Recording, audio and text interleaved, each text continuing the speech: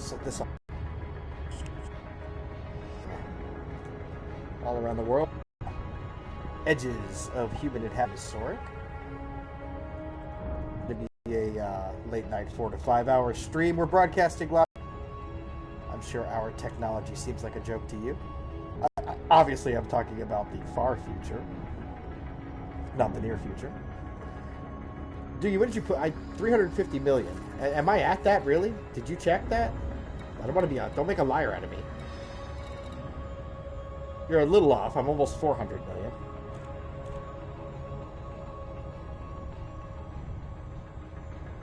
I'm doing that now, actually.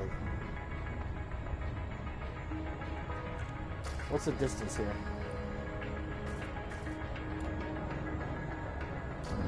Set down that cruise controller, bro. There you go. So I can set up the backstory. I want to bring the comments up. Did you turn text to speech back on? Great. But first, I'm going to deal with Sarah Wheeler. Aw, it's a novice, cute little pirate.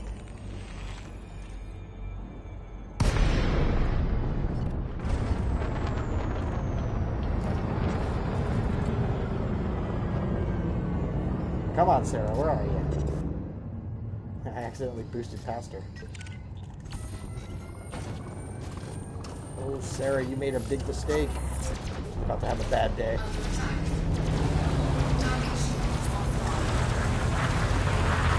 Bad, Sarah. I left her at 1%.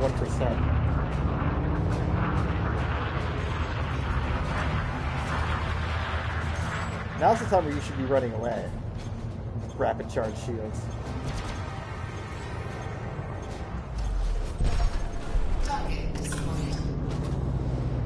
Sarah Wheeler.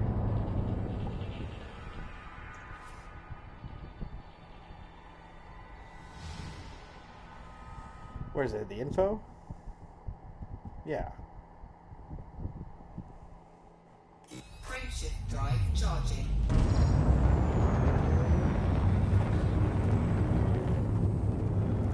Ready to engage.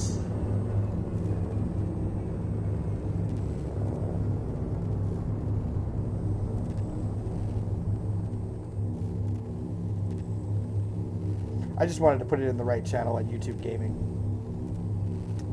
Elite Dangerous. Give it a date for YouTube.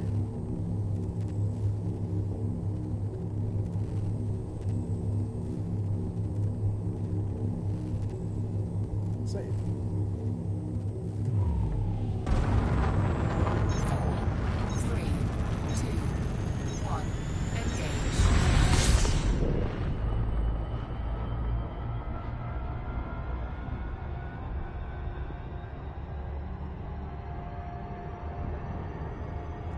Now I'm trying to get the comments up so I can pour my coffee.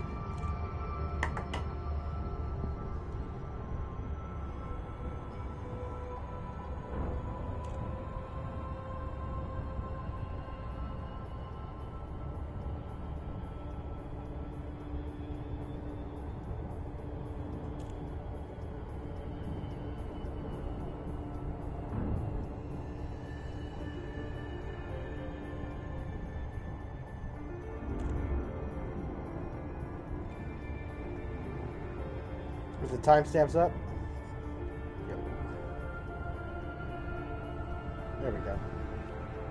Coffee time. Yo.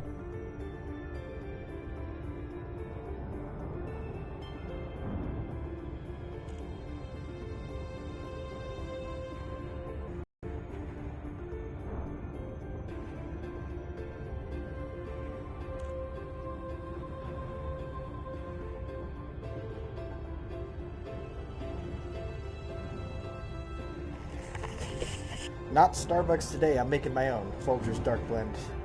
Italian sweet cream. Touch of sugar. Oh, she was a mission target. She's not a mission target anymore. Sarah Wheeler. Extra 40k plus the bounty. Looks like there's someone else coming after me. Smilla Aini E Meister NR the 5th.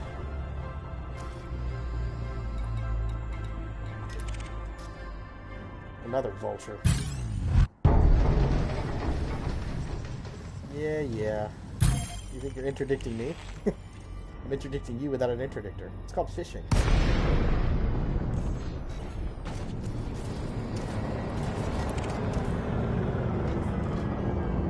You've got 10 seconds to reconsider that statement. Under attack. Thruster's up. She's going to try to pull over me. There we go. She's only an expert, so she's fine. Oh, you didn't expect me to be there, did ya?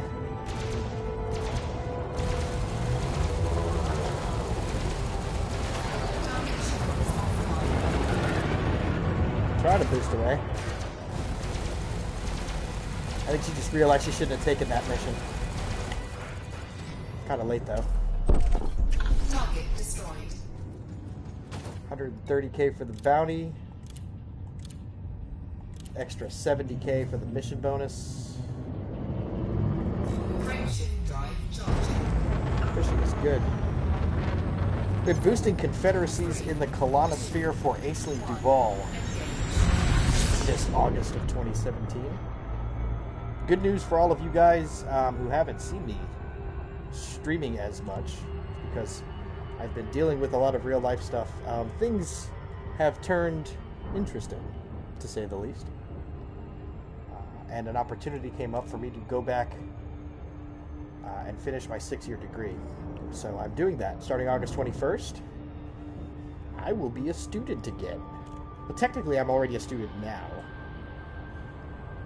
But the opportunity came up, and obviously a higher degree is going to elicit more opportunity than I already have now.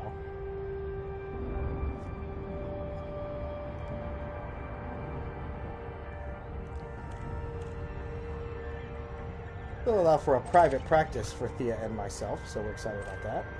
I'm not interested in weapons fire. Epson Bernstein. Fly past that.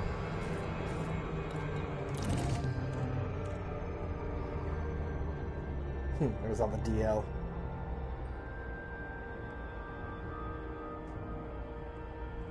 So if you're watching from the future, that's what's up. And we do miss you guys, and we hope all the best, of course, for everything that you're doing. If you weren't able to watch live, that hello is for you.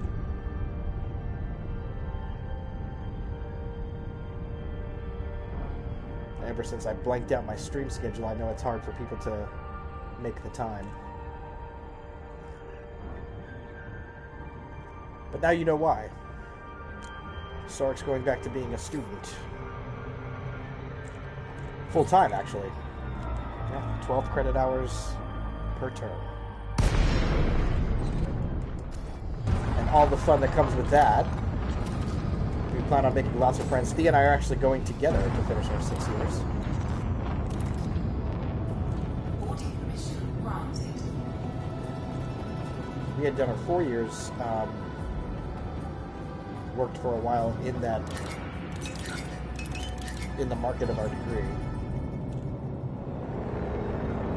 Which I know I'm going to get a bunch of comments. What is it? So I'm just going to answer now. It's accounting. We make our money counting other people's money.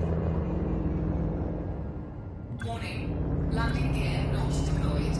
Oh, I know, computer. I was busy talking, and you know, when my mouth is moving, my brain is not. Landing gear deployed.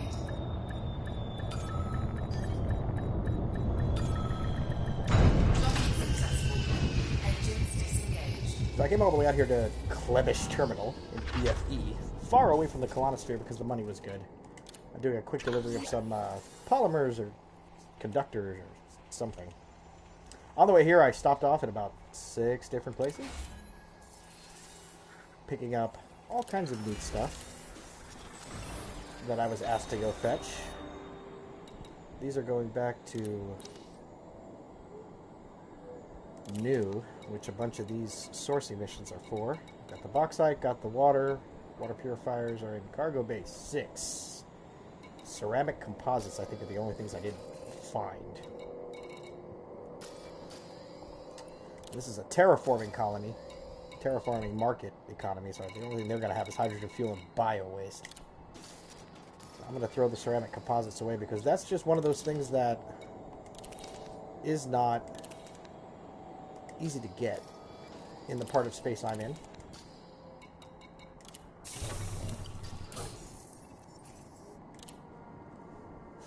Really? This poor noob got hired to take me out because I'm trying to bring food to a confederacy on an outpost. They're paying him 10K, and they probably told him, oh yeah, it'll be easy. The moment he sees you, he'll probably freak out and give you all the food, is what they said about me. Oh, crap.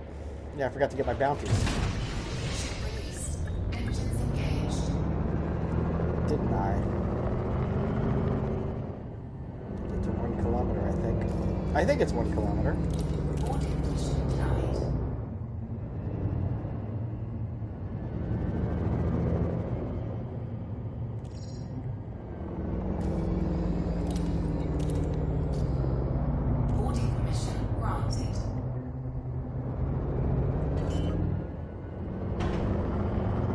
Forgot to pick up my bounties. Landing gear deployed.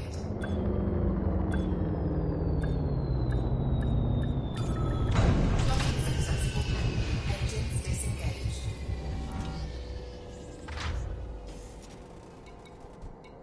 Which I've already gotten about 2 million here, stopping at a different port. Incoming message. Somebody's my friend? Yeah. Add another 300K to that. Plus all of the bonuses. I think I got probably about 1 million worth of bonuses for the kills in missions. Working on a Type 9 Heavy right now.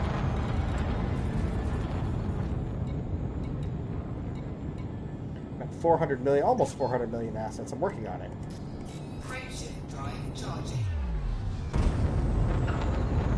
The engine upgrade on the Type 7 or the Type 9 is going to be 17 million, which I'm at 13 liquid now. Enough for the rebuy, I guess. Which is weird because I never have enough for the rebuy. I'm always working on something. I'm also going to be stopping at Todd the Blasters at some point tonight. Because after testing out the auto-loading function on the multi-cannons, I am sold. I'm a believer. A lot of people would say, blasphemy, Soric. Corrosive ammo is where it's at, and I'm going to say nope. And they're going to say why. If they're smart. If they don't care, then they'll just yell obscenities at me. Speaking of which, I have another story for you guys, but I'll get to that in a second.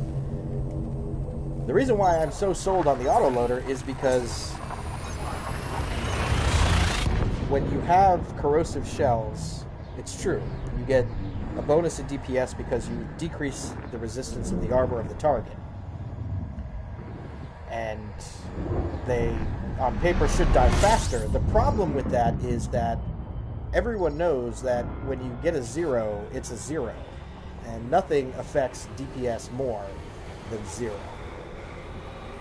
When you are reloading a multi-cannon, your DPS is 0. And depending on what kind of modifications you have done to it, that 0 might last as long as 5 seconds. 5 seconds of 0 DPS is going to cut into whatever it is you're doing. And usually the ammo clip size on multi-cannons that have been engineered is about between 900 and 1200 rounds. So you're going to get probably a good 9 or 10 seconds of shooting. So let's use 10 seconds as even math, and 5 seconds as a reload time. So if your DPS is 200, because of your reload time, your DPS is 100. And yeah, it's great if corrosive shells add an extra 50 DPS. It's like, wow. You know, or even an extra 100, say. I'm adding 100% DPS or 50% more DPS, and you're cutting that in half for the reload time. With the autoloader, it is constant reload all the time.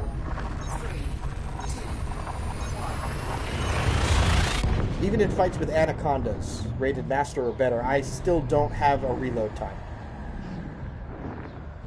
Because yes, technically, if you had the opportunity to continue shooting non-stop, the reloader won't be able to keep up. I tried the reloader out on my guns, and the big problem with them is that they're overpowered with the reloader, and they cost a lot of my cap. Overpowered with the reloader, they're already rocking 5% of my cap on an output of, gosh, just huge engineered output on my power plant. So, what I want to do is I want to trade down to efficient weapon, which is still a boosted DPS with the autoloader still attached for all 3 of the multi-cannons. And I finally got some of the ultra rare manufactured materials that are needed to do the efficient weapon grade 5. Roderick Van Triggett and Oliver Toothcrest. Oliver Toothcrest, I think, was a local pirate because he's not showing up on the mission board. But Van Triggett is definitely someone who I want them to think that, oh, yeah, it's this guy that got sent after my fish. Well, if you get to me, Van Triggett, then I'll teach you something, but I'm not really that interested in killing you, since you insist. His bounty. I don't even think he's going to be worth scanning with the kill warrant scanner. I've got the fast scan on the kill warrant scanner, so it doesn't really take that long. I'll throttle down to 0 and see if I can kill him before he can even leave the front of me. How funny. Poor bastard. I guess it's just 3 fish, right? What's the game going to spawn against that? I just finished killing an anaconda and 5 fertilances before I started streaming. It felt good. I said, you know what, let me stream. 3, 2, 1, engage. But the autoloaders got me sold for multi-cannons. After doing some testing on it, I'm a believer. And it's actually kind of nice to see that your clips are always full. That's something that always bothered me about the multi-cannon, is that there was no manual reload. You know? That feeling you have when you got 20 bullets left in the clip and you're circling around for another pass and you know it's going to take 5 seconds and you wish you could just push a button to reload that 20 bullets into the clip. That's what the autoloader does.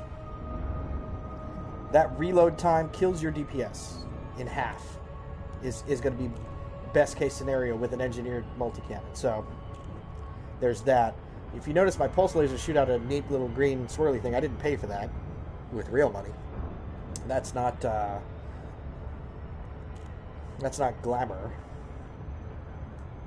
That is another bit of engineering I had done. I don't think you can see your engineering on this screen. Yeah, you can. Scrambled spectrum. Hull strikes potentially trigger random malfunctions on the target. It works. Notice how it says potentially and random, not rarely. I want to say it works almost every fight. It depends on how long the ship lasts. If it's a dinky little eagle or a vulture, usually I don't see it, or not a vulture, like a diamondback, but on a vulture I do see it. On a Viper Mark IV, Cobra Mark IV, definitely on pythons are better, fertilances, anacondas, cutters and clippers. I see a lot of times I'll kill their thrusters, and you'll see them just flipping uncontrollably while you're shooting at them. Sometimes I kill their shields. Their shields will be recharging, and then all of a sudden they'll just disappear. The recharge bar will just stop and vanish. It works really well. So I put efficient weapon there. I was just there 2 or 3 days ago. Added that little buff that randomly kills modules, so I don't have to choose sub-targets and da-da-da. I mean, it's a good idea. The whole sub-target combat thing, really for PvP is more where I would think it would come in handy, but with chaff and shield cell banks, it doesn't really... On paper, I don't think it works well. So targeting sub-modules was a great idea. The only problem is they die too fast. There's no real reason for me to go after a target's weapons or a target's thrusters. I can just kill them. Then everything's dead.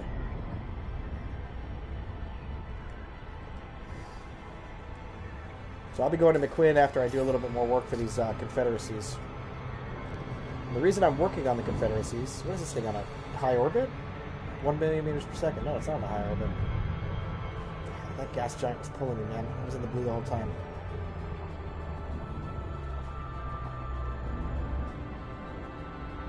The reason I'm helping these Confederacies is for power play.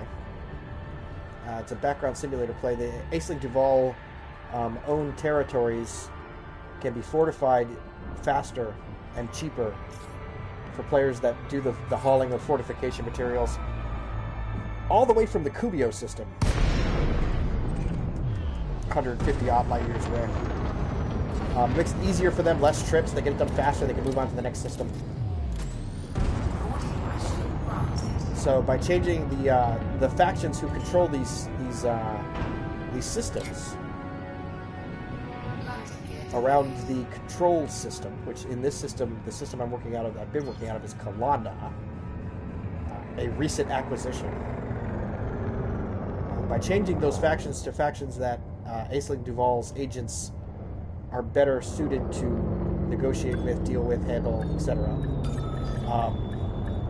Makes it cheaper and easier for the guys who do fortification to get that done.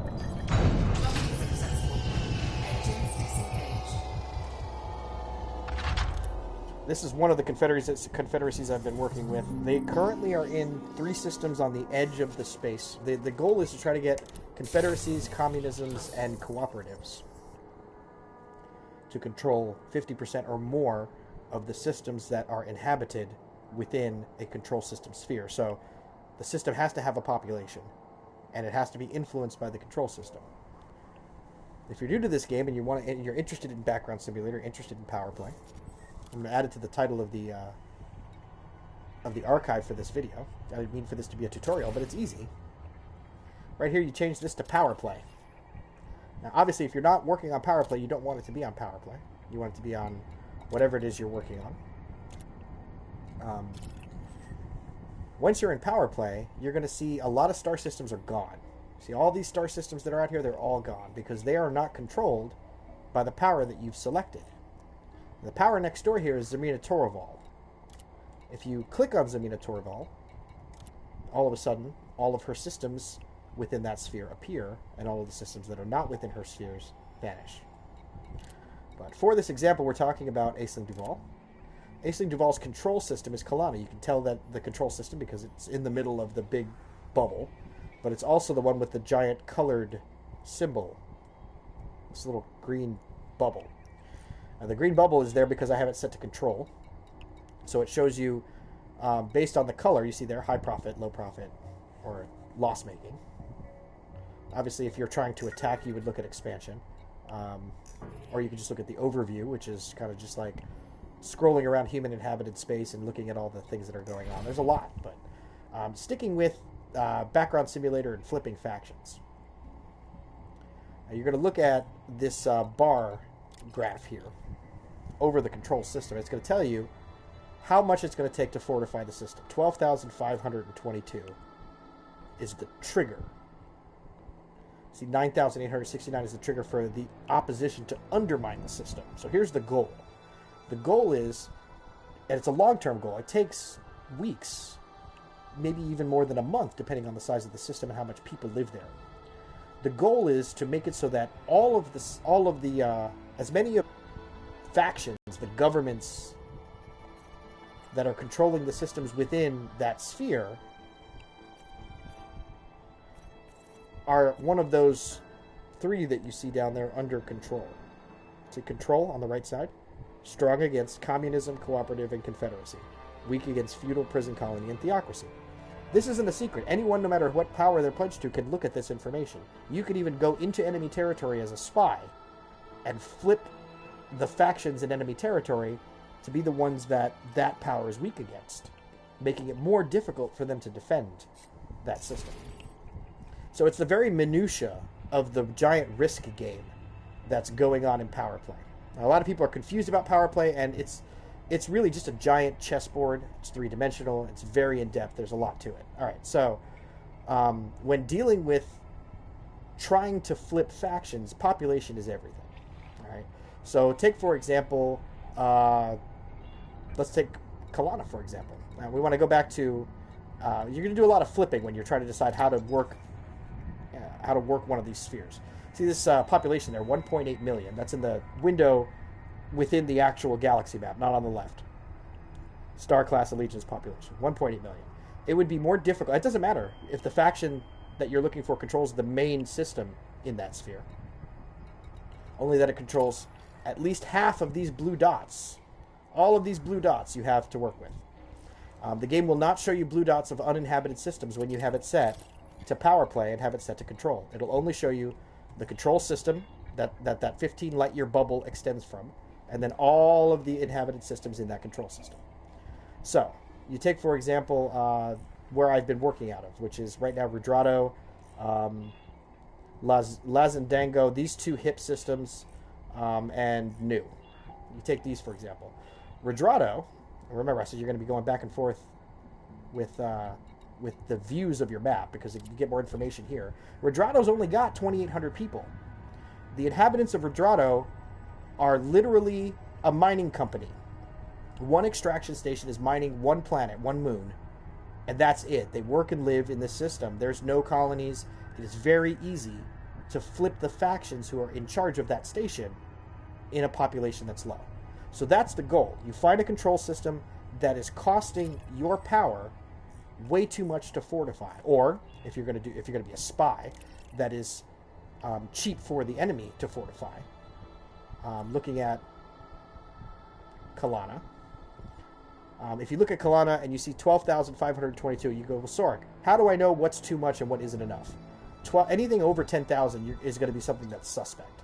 You look at Undines, for example. Undines takes a lot less, and it's because of distance. Now you look at Karsuki T is 155 light years. The reason why it's very cheap is because it's closer to Kubio. It's closer to the headquarters. But when you start to look at some of these numbers in your power and you go, okay, there's a lot here that's 5,000, 5,200, 7,000 is the highest I see. That's going to give you an indication that 12,000 might be twice as much. And you could actually get it down to 6,000. You see they're at 8,900. These guys who are hauling these media blitz materials to fortify this system against enemy attack have to work twice as much. So if you really want to get down to the front lines and help your power in power play, this is what you have to do. You got to find one of these spheres that's costing. And I knew Kalana would be expensive at first because we just took it. So that's what I've been working on here. This Chancellor Alexandra Nielsen. She's a Confederation leader. One of the, what we call in Aisling Duval, the 3 C's.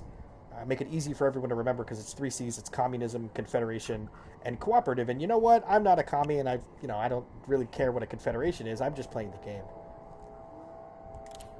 And the idea is to just grind a bunch of missions. And it's to your benefit to do this. You will get filthy fucking rich grinding missions for one faction. Or a group of the same like-minded types of factions in a sphere.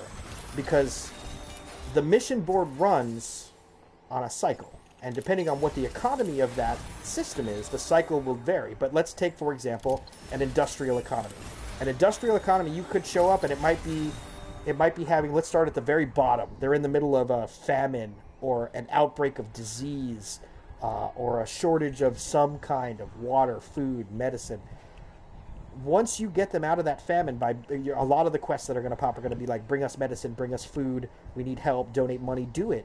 Give them everything you can. Rudel, 27. They actually make that here. That's a bonus. I'm going to make 200k just giving her Rudel. Mining I put in the background. I wait till I have about 15 mining quests. Anyway, once you get them past that, and you can tell what state they're in if you're a total noob. On the mission board in the top right corner is one of the places where you can tell. Their current state is none. They're recovering from a boom. Their pending state is none.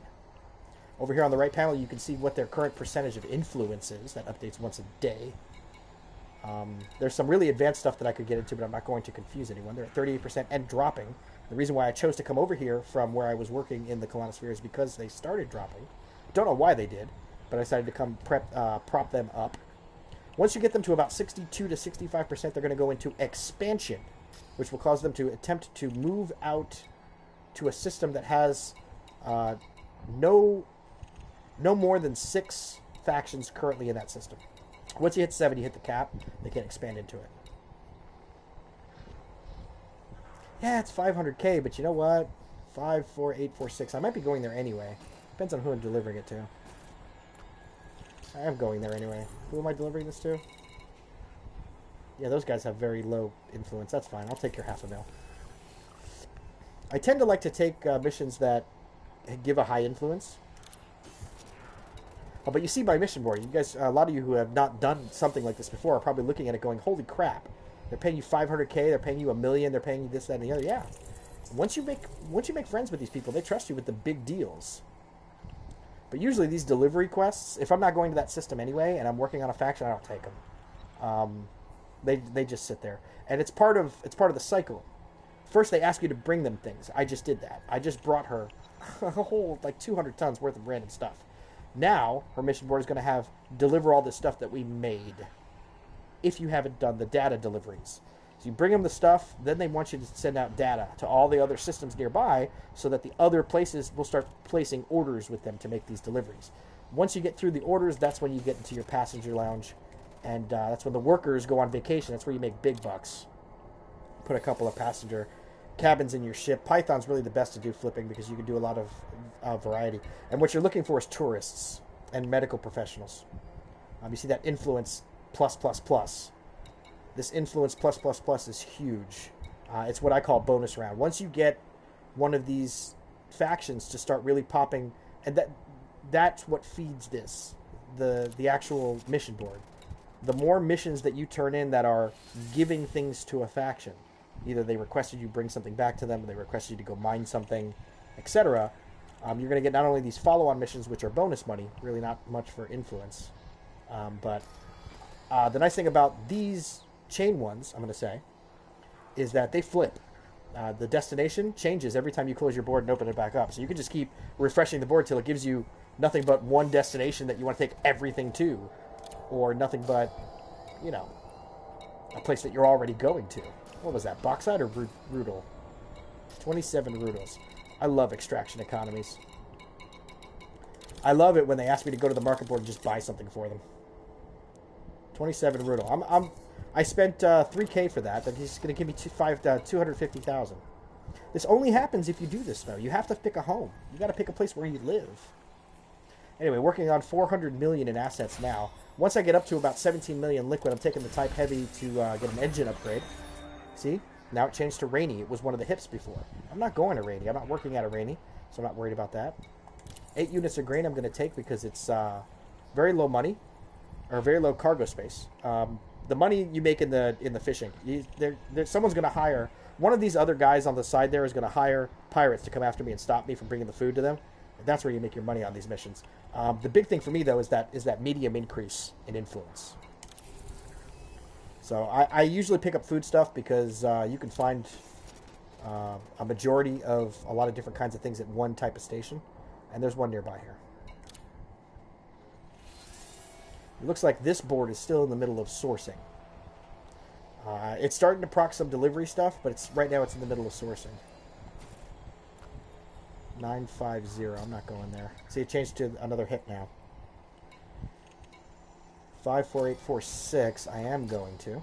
So I'll take that for another 500,000. So 2 deliveries to 54846, which I'm going to anyway, is going to make me 1 million credits. And I'm going to 54846 anyway to bring them all kinds of stuff that I've already gotten them. This cobalt is here. So I'm going to flip that board again. I'm going to buy the 4 cobalts and I'm going to give it to them. This is called board flipping. Karumi Tokasaki, welcome to the stream. Hi, Soric. I'm being talkative today.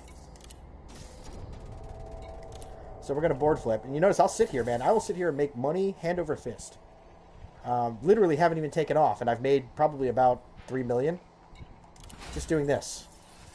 Go up to 15.1 now. I don't have to fly anywhere. I don't have to blow anything up. I don't have to scan anything. But it's about that influence that I care the most about. 200k, just bonus there. Kalana. Oh. You know what? I do have to go to Kalana, and I'll tell you why later. It has to do with passenger missions flipping. Back at this station again. It's all about cycles. So I'm going to pick that up because I'm going to Kalana. I'm not going to Kalivia. That's going to flip the board again. Every time you take a mission, you flip the board. Until you don't. It's what they call Calvin ball. So that's it. The board flipping has stopped. That's how you know you're not going to get anything new, is when you open that mission board and there's nothing there. Now, if you're just getting started and you want to keep flipping the board, go into solo. Go back and forth between solo and open play, and you'll flip the board that way. But my mission board's already D'd up. I'm super tight already with a bunch of confederacies in this local sector, this smaller area of the sphere around Kalana. So nothing doing there. Also, as a side note, bonus, working on these confederacies is getting me Federation rank up. You see, these confederacies are Federation. Even though I'm Aisling Duval and a citizen of the Empire, you'll see here I'm allied with the Federation, allied with the Empire. I haven't really done much work around the Alliance because Aisling Duval doesn't really border up against any Alliance space. But yeah, I've got an Imperial Clipper. I'm working on getting the rank to be able to get to the Sirius system and start working on Marco Gwent or whatever his name is.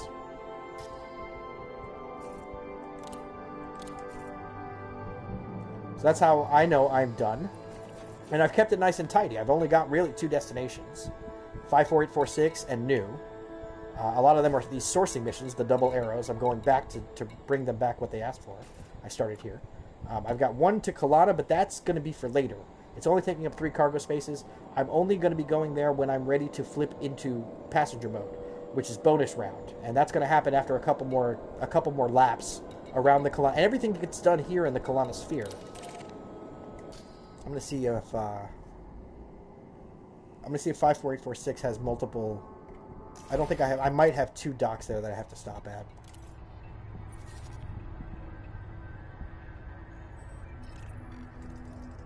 Yeah. Alright, so I'm going to start at Vertanen because this doesn't have a restock. Millsport doesn't have a restock. And I'm probably going to get interdicted on the way, which is how you make your money when you're in a fetch cycle and you're getting a lot of double arrow quests. That's how you make your money. That's also how you get your combat rank up. I have not gone bounty hunting. My combat rank is master. I have gotten all my combat rank. I have not gone into very many conflict zones either. I haven't fought very many wars. Almost all of my combat rank comes from fishing. I call it fishing anyway. It's when you're carrying cargo that someone asks you to go get. And people never take those quests. They don't realize that those are the spark quests that kick off the very high money, very high reputation quests later. Those spark quests are important.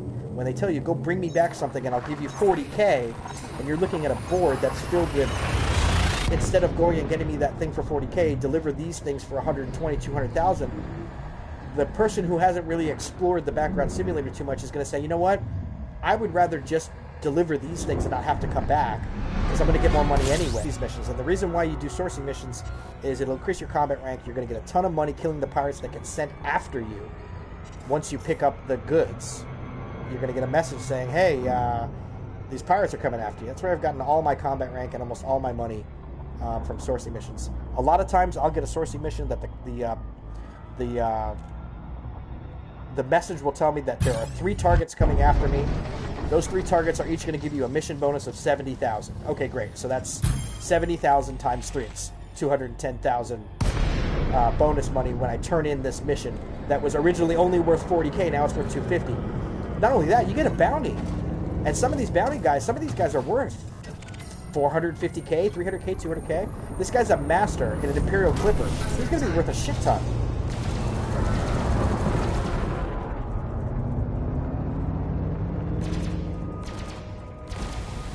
And then you'll notice the multi-cannons with the autoloaders on the right. You see how the numbers on the right-hand side keep going down. So there's no reload. There's no drop in DPS. See, it's constantly reloading those multi-cannons. That drop in DPS doesn't happen. We don't want a 0 DPS. I don't care how good corrosive shells are. Corrosive shells don't do any damage if you're reloading. They do no damage. 0 is 0. 0 times whatever your bonus is. Still going to be 0. As soon as you get rid of that reload. I can't preach this enough with multi-cannons. The autoloader is going to cost you a lot more power, so you're going to want to make it efficient, not overcharged. Until you can get to Marco. Upgrade your power plant. See? He's worth a cool 120,000 just the bounty, plus whatever his scan was worth. So he's probably going to be somewhere north of 200k, on top of the mission bonus that they give you for killing him. Because it's like, okay, we sent you to go buy this fish, but there's this dude coming after you in a clipper. If you kill him, we'll give you an extra 70k. So you make your 70k when you turn in the fish, plus whatever the original reward was, minus the cost of the fish, I guess, if you want to be that anal about it, cost of fish.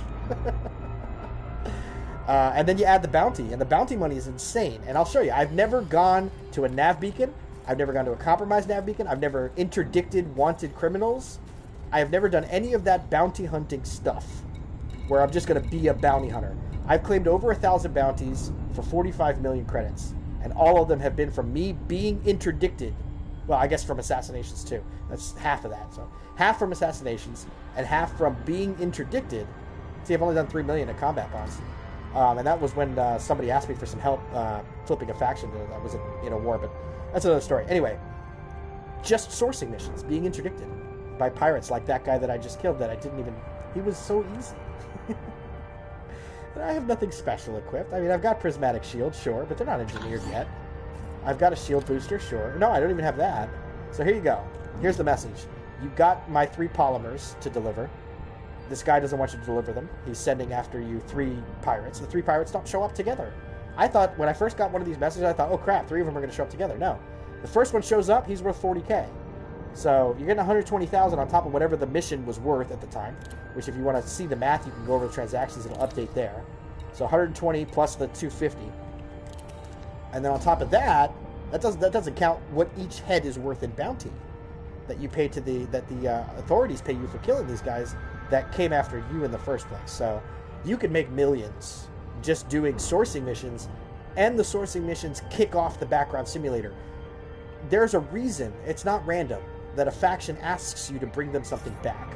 If they're asking you to bring them back machinery, if they're asking you to bring them back utilities, if they're asking you to bring them back some sort of chemical, they need that to be able to produce whatever it is that system makes.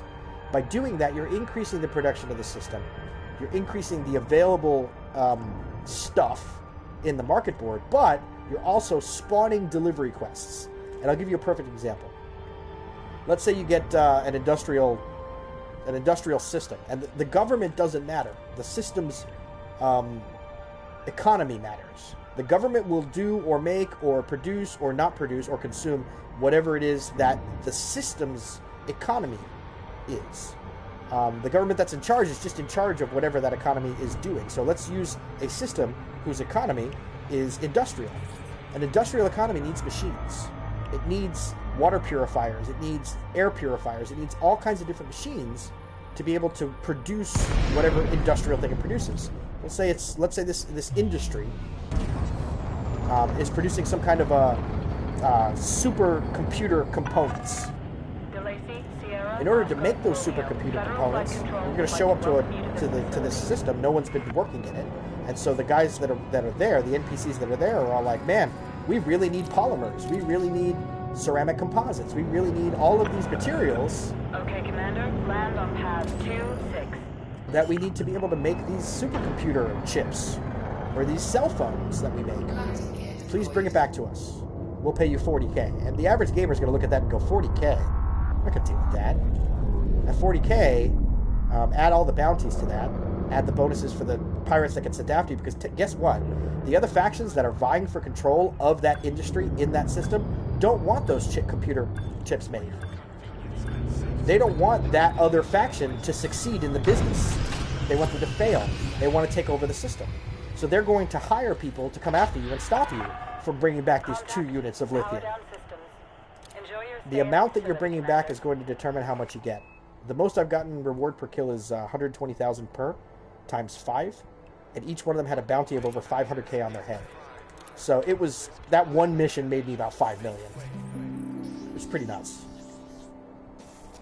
So, same girl, see? It's the same Chancellor from the last station in the other system.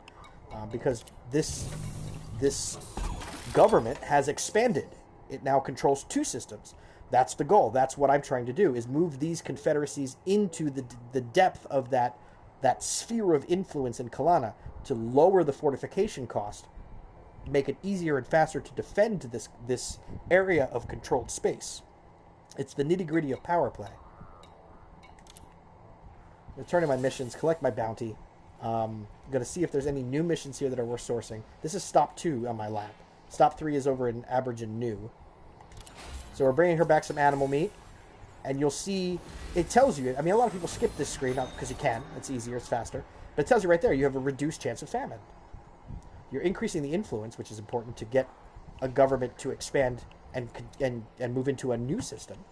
I've got them in 2 systems now. I'm trying to get them into a 3rd. I've got another confederacy coming in from the lower Z-axis in a system called Grabato coming up. These guys are coming down into Kalana from the top. So I've got 2 different confederacies I've been working with. Now the insulating membrane is going to give them a higher chance of going into economic boom. What that means is you're giving them raw materials to make whatever it is they make with whatever it is I just gave them. Insulating membranes, I think it was. Synthetic fabrics, I know where to get. It's only worth 15k, but it's 50k, but it's 15 synthetic fabrics. Which means you're going to get a good bounty sent after you. Reactive armor, I don't really mess with. Wetwork jobs are nice. This is one of those rare ones. I think it's a medium increase. 500k. You want me to kill someone?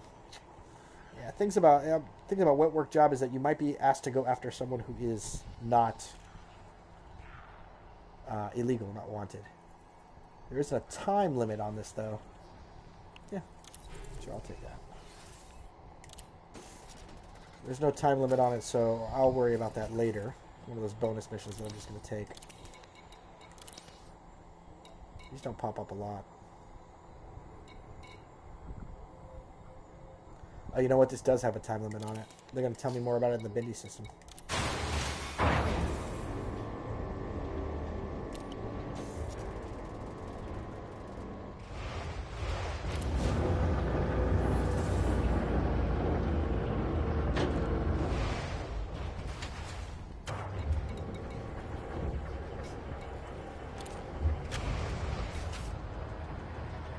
Aluminium, yes. I'm not donating to you. Donating is a good way to get reputation up, but I'm already maxed rep with them.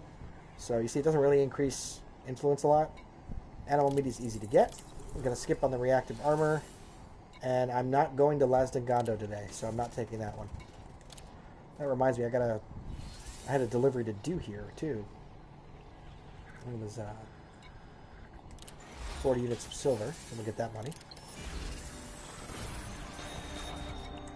Still flipping the board, not dealing with landmines, and I'm not going to Lazdengando. So, next thing to do when you're on a lap, every time before you leave, check the passenger lounge. You're looking for tourists. Remember, when you start seeing tourists pop, you know it's almost time to come back with passenger cabins. And you're only going to check the faction that you're trying to help. In this case, the HIP 54846 Confederation. No tourists here. I'm going to pick up my bounties, which I didn't get much. What the hell? 90k on that one. Interstellar might have something on it. Yeah, I got about 100. What is up with the cursor keeps freezing on me? So we'll pick those up and head over to Mills. And it's a second chance to flip the board when you have two stations in a system that you're working in. 4 stations, 8 stations, doesn't matter how many stations. If you're working in a sphere to help the power play, if you're in this minutia, you're going to make a lot of money. But if you found a faction that is the government type you need to expand and control more systems to make it easier to defend, Go for departure. and that system that they're in has 8 stations, forget about the rest of the area if you can't find anything else that you must work there. Just remember the golden rule, population is key. Work in the lower populations if you can, because you can flip them faster. Anyway, usually the lower populations won't make you as much money though. So if you want to go for the big time right away, Take care, Commander. you find one of these factions that you want to boost up in a system that's got 8 different planets, just a major solar system. Don't leave that system until you have 20 missions. 20 is the max amount you can take, that you can carry at once. Go from one port to the next, to the next, to the next, and see you got 20 missions. because it's not worth leaving if you're not carrying 20 missions. They're going to pay me an extra 25k to get these 24 units of silver. Where's it going? Mills Port. It's in front of me. It's not going to take me an hour to get there. Someone's spooking me, by the way. Anthony Kirchhoff, a harmless eagle, who is right behind me. He happens to be this guy. So I'm going to get rid of him because he's just going to keep getting in my way. He's coming for me. You see on the bottom, underneath his bio, or you will see when I target him, and he says mission target. Oh, I was going to put a discovery scanner on. I forgot to do that. That's okay.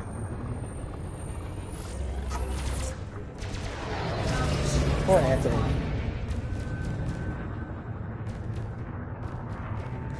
Who are you shooting at? Like, literally, who is he shooting at?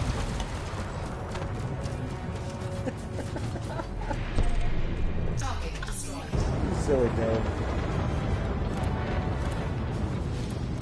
Yeah, sometimes you get those, and if you're still rocking a harmless or mostly harmless combat rank, you should welcome those. Welcome the easy ones. Did a lot of my engineering using loot that I found. If you haven't really got into engineering yet, controller limpets are your best friend. Put them on there in the rank 2 slot. Collector limpets. Collector limpet controllers will be your best friend. Scooping stuff in space is annoying, especially when you're near a planet, any kind of a gravity well, because the stuff is tumbling through space at 1/2 or 1 kilometer a second. It's almost impossible to scoop it up.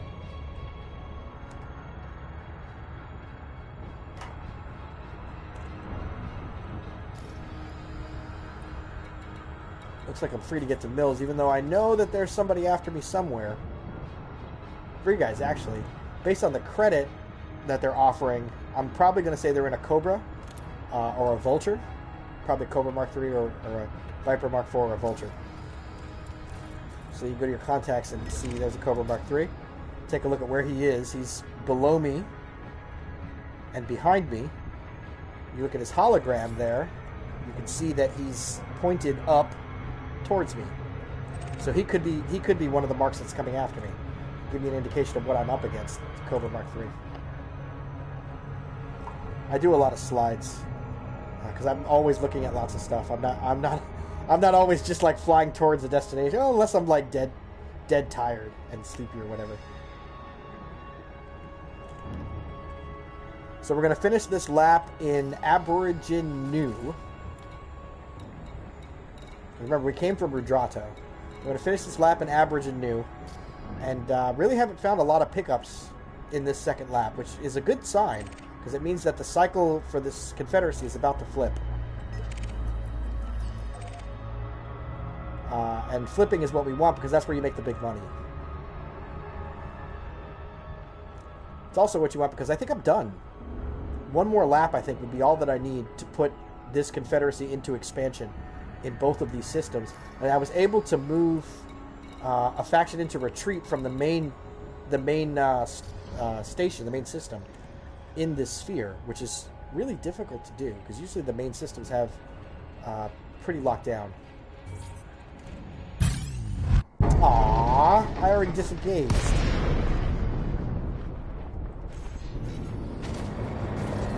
But I was right, it is the Cobra Mark III.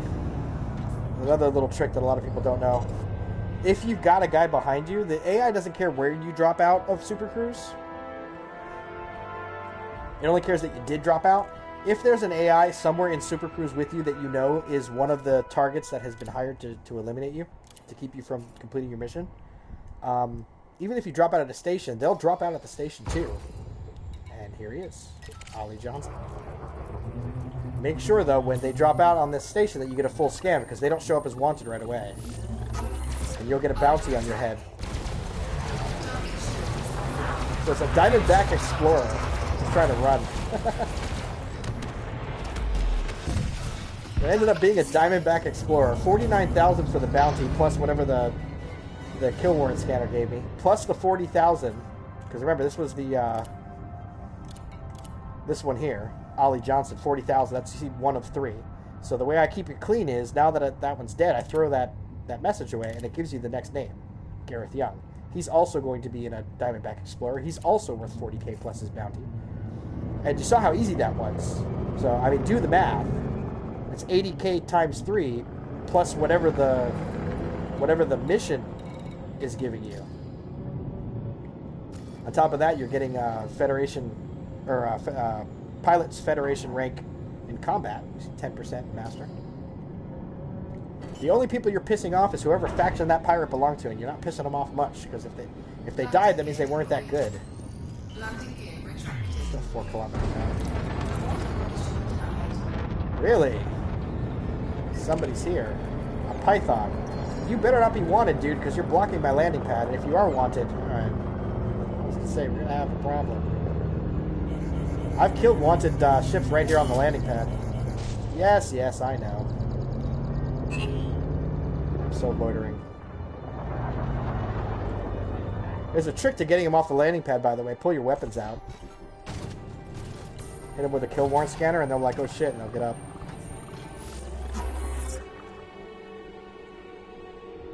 No, he's not wanted yet, so he doesn't care. Not a real pilot. He got a chance to land because I was busy with Johan, or whatever his name was.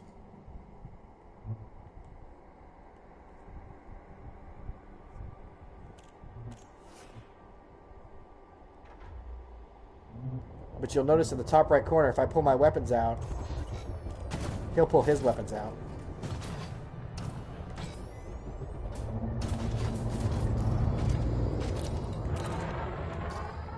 Boarding permission granted.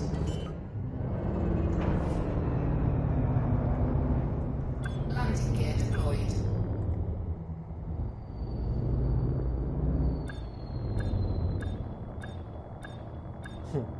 It's the pad underneath me spinning, not me. Engines disengaged.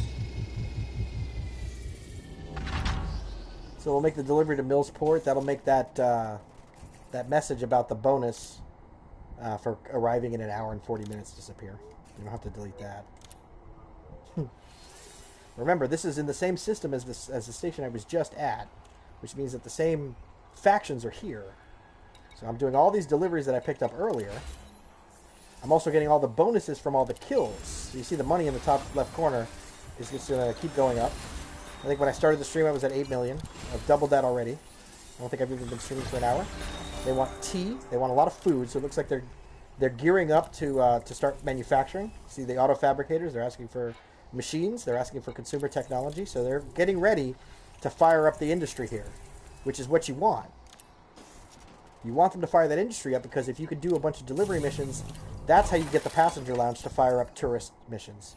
And the tourist missions are the big influence, especially in systems like this with low population. We got rebels, which rebels are interesting, are an interesting thing, depending on who you're delivering it to, not where, who.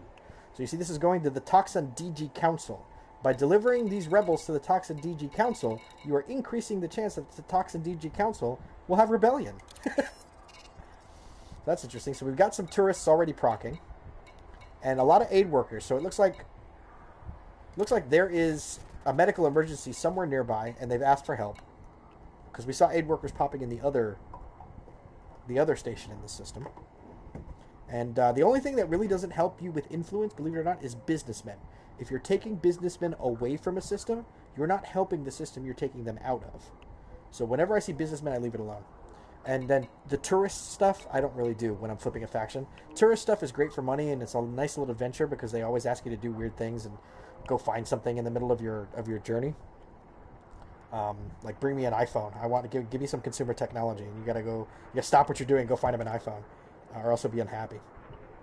But I don't really do it when I'm flipping factions. So we flip the board. Tourist missions are starting to pop here. We're in the HIP system. Remember, I'm working in a HIP system, and I'm working in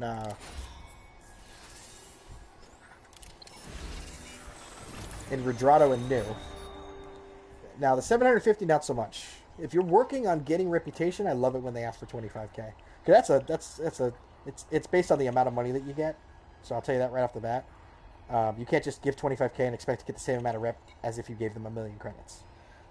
But giving 25K has a chance to pop an assassination mission, and those are good rep. Not only that, but actually giving them 25K is going to flip the board, and I would be happy to flip the board for 25K.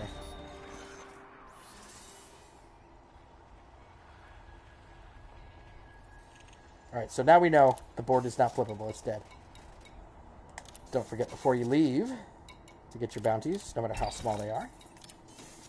Interstellar for that kill warrant scanner, nothing there. And I need a discovery scanner. Believe it or not, when I'm flipping factions, I don't have a discovery scanner. Because I don't need to discover anything. I'm working in the same, same 12 to 15 systems. I've got the map data already. I need a discovery scanner for this wet work job. I don't even know where Bindi is. It's definitely not in the Colonosphere. But it'd be a quick 500K. I've got to go scan to find out what the time is. Crappity crap, it's pretty far. See, we're still in the power play view, that's why you don't see anything. You got to go back to your regular map, or else you're not going to see any of the system dots.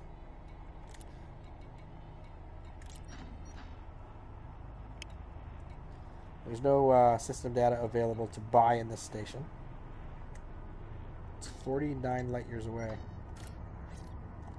Set the course to see the jump range is 3. Hopefully I can put a scanner on here.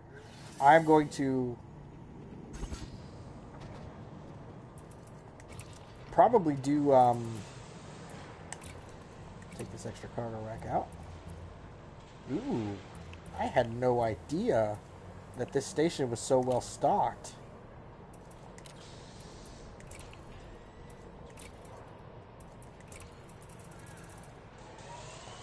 That's up to a 6D. Oh, the optionals anyway. The optionals are very well stocked.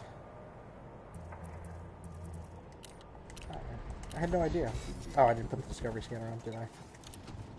Meter. Merp, merp. So yeah, anything assassination-wise, anything with that crosshair icon as a mission, you're going to want to have a discovery scanner. And the good one. The 1.5 million one. We'll put that guy on and we'll assign it to a key.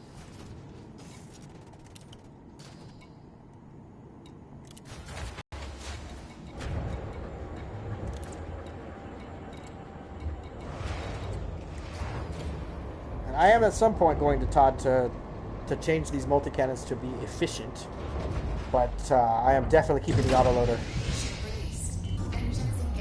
The autoloader is amazing to me, so we're going to make these 3 jumps.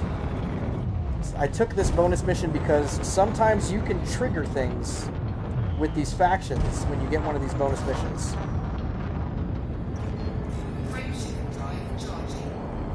And you'll start to get used to it. When you've done it for a few hours, when you do flipping for a few hours, you'll start to get used to what is out of the ordinary. And a confederacy at an outpost, like a small outpost, giving a wet work job while they're not in any kind of a state, like they're not in a civil war state, they're not in any kind of a famine or outbreak or any kind of a strange state of mind. They're just a normal, we're in the process of building up our industry to start manufacturing things type of a thing. In other words, their state says none. State equals none.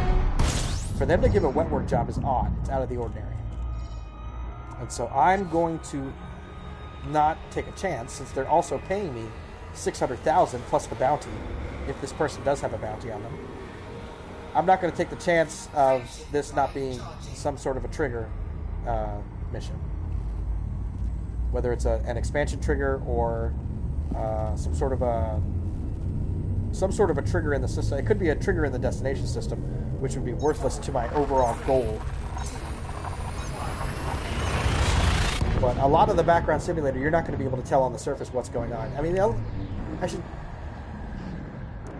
let me not say a lot of it. A lot of it you can tell with experience, just like from playing the game. You can tell what kind of an effect you're going to be having. They give you a lot of information in these mission details. Who you're delivering to, or who you're assassinating, what faction they belong to, etc.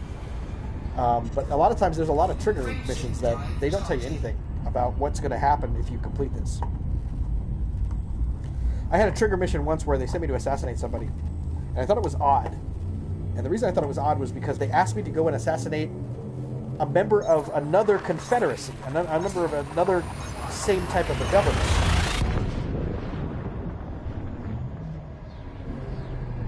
I thought, well, that's strange. So I took it. And I killed the target, came back, and I actually got... The message I got was we made the mission giver, the actual faction, said we made a huge mistake. Terrible mistake. The person you killed, you weren't supposed to kill them. They paid me anyway, and then they sent me again to go after the real target. Apparently it was a mix-up on their part. 9:05 to 10:35, I just go with the 05. Started 2 minutes ago, so it's a good thing I came here, because that does have a time limit on it. Anything with that assassination icon, that crosshair up there, has a time attached to it. And if you allow that time to elapse, you forfeit the ability to complete that mission. You want to forfeit anything.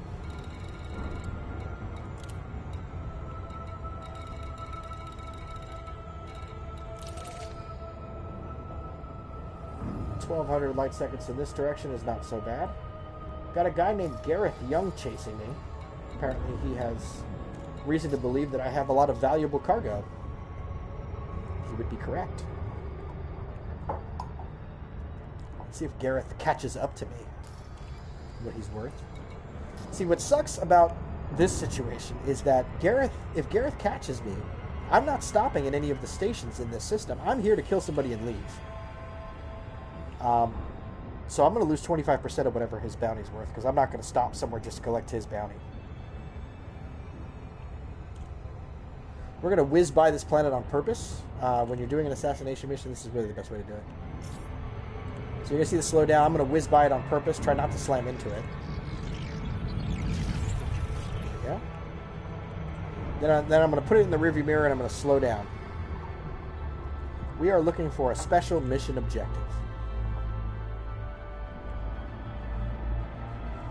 And you want to start at the distance in which you hit the slowest possible supercruise speed, which is 30 kilometers a second. That's when you flip back around, once you hit that speed. Bring your throttle down to just the middle of the first notch there. And just wait for it. Now you see I got a new contact and it popped right behind me. I don't know if you noticed that. Look at my radar. It says one new contact, that thing popped right behind me. You know who it is? Gareth Young. Oops. That was a mistake.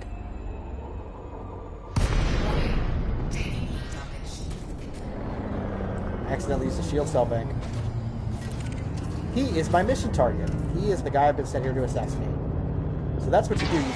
You go to wherever it is that the mission target is supposed to be. God damn, I am screwing up. Let me focus on what the hell I'm doing. I keep accidentally using shield cell banks. You go out to wherever it is that the dude is. After you do your scanner, it'll tell you what planet he's near. And then you wait for either him to interdict you by flying past the planet, flipping around, or you fly towards the planet with your throttle really low. And you'll see a blue mission objective pop up in Super Cruise. Drop into that blue mission objective and you will find your mission target in the middle of piracy. And you kill him there. Either way, that was Craig. Oh, Gareth Young was a different mission target. This guy I'm looking for is Jacob Bayless. So I'm still on the assassination mission. That guy was actually sent after some of my cargo. So that sucks. That's 2 bounties now. I'll have to get a 25% penalty, but oh well. It's because we're busy. I don't have the... Well, I guess it would depend on if there's any Turner Horizons, I guess, is orbiting this planet that I've been sent to look at. So here you are. You've flipped around. You're looking at the body that has been marked after you did a scan. The body marked with the orange little globe thing. You throttle up to that first bar of throttle and you just kind of fly towards it and wait. Nothing will pop if you're not within the time window. And remember, your time is GMT, which is, I don't know why they do that. There's a system time they could have just used, but okay. They're saying 9:04 to 10:34 GMT. You have to do the math if you want to change your clock to GMT.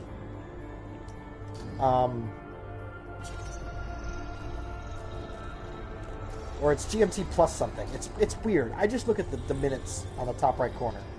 So it says 9:04, so I know that fourth minute, because they're not going to ask you to do something hours later. They're only going to ask you to do something within 30 minutes.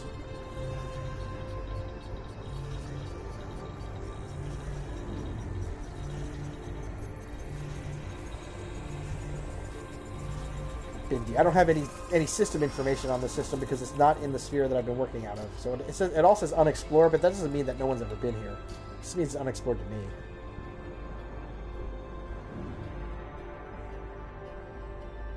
And it usually doesn't take long for this mission objective to pop up, or for the dude to interdict you. I thought the dude that was interdicting me was him because it said mission target. Yeah, I gotta watch out, man. I keep my shield cell banks on the second prong there, even though I have it hotkeyed to a different button combination, so that I can see what my ammo is. And I thought I was trying to use my kill warrant scanner, which is why I was popping shield cell banks like they're going out of style. Wonder how much heat damage I took while I was lagged out, unable to pop a heat sink. And not much. About 15% overall. So you'll see it in the top right corner. If you haven't done anything with your audio settings like I have, if you haven't muted any of the messages that the computer can say out loud, I have muted it. But if you have not, she'll say mission objective detected. It'll be just like a signal source, an unidentified signal source, except it is an identified signal source. It's your mission objective.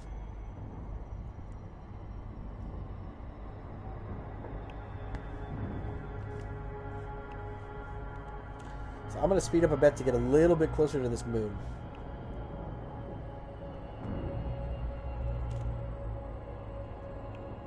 There we go. Now we're starting to discover signal sources. That's good. We want a specific type, and the text will even be in blue in the info pane.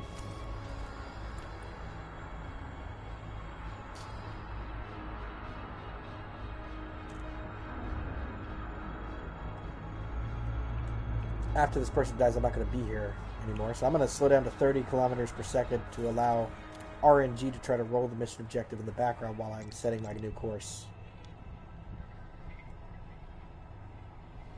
We never went to Aberdeen New. That's the third leg of our lap. Although, in the direction I'm coming from,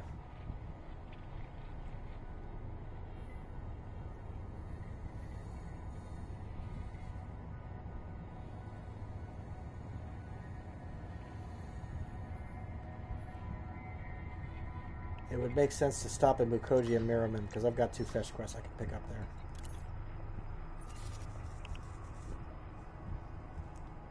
On the way to New.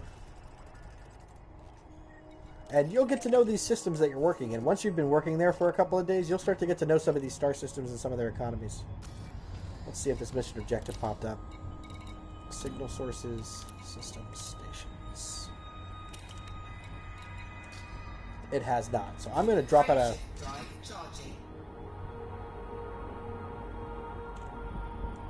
I'm going to drop out a Super Cruise. And I'm going to go back into Super Cruise. Because that can sometimes do it.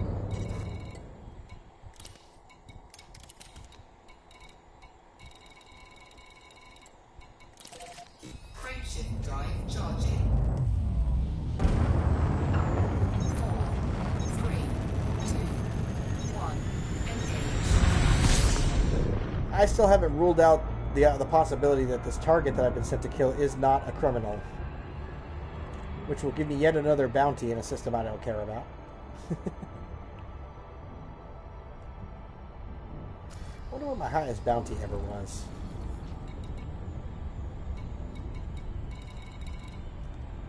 1.8 million. No. Well, 9 is the highest bounty ever issued for one target.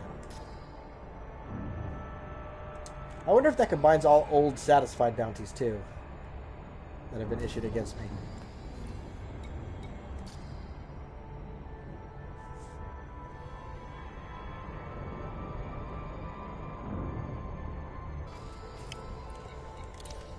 End time is 35 minutes after the hour.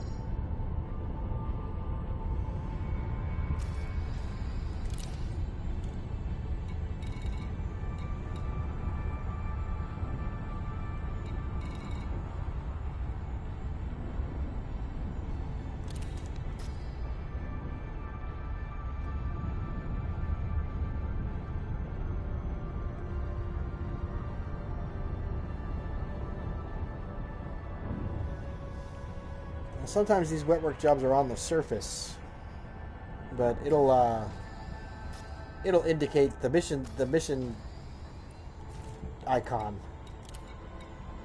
a little marker there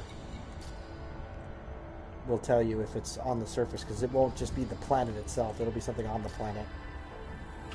But by looking at the planet itself, you see there's nothing targetable, so there's no mission on the planet itself.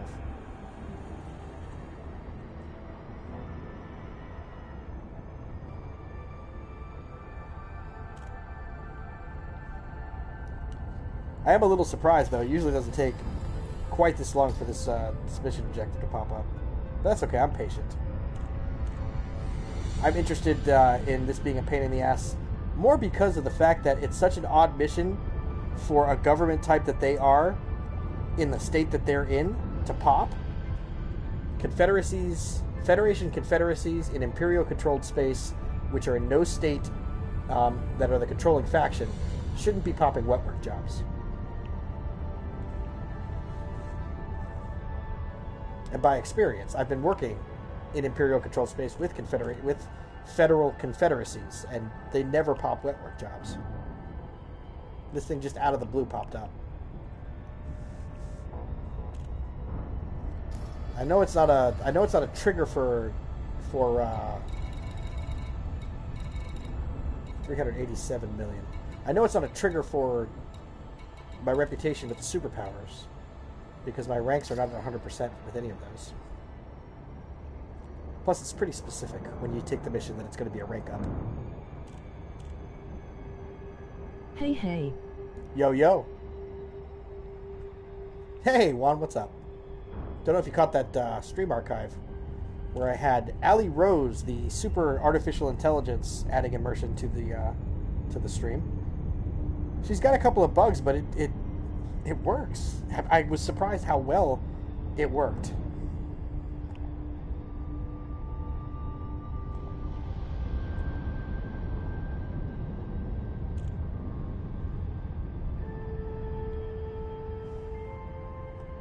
Sounds great. No, that's not it. That's just text to speech. Who the hell are you? Expert Python? You're just a random pirate? Definitely not my mission target. You're going to give me more reason to stop at a station than this system is what he's going to do. Scan detected. Oh, please, ladies first. I'll scan you next. Boom! No, not the voice. The fact that the AI is finally here. Yeah, but it's not on this stream here. What the hell did he chicken out for like that? I just started letting him up and he started flying away. Weirdo.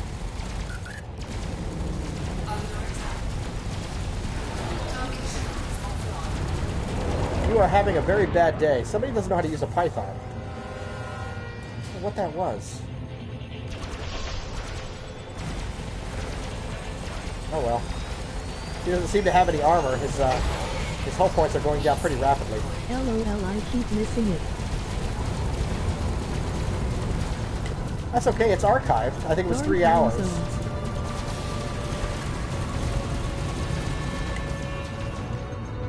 It's gonna boost. Yes, you have turrets. Good for you.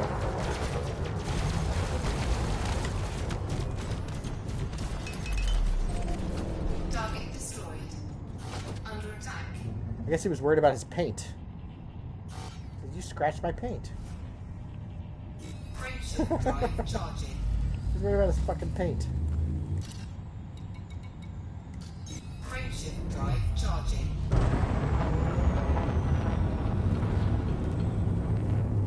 4, 3, 2, 1. Engage.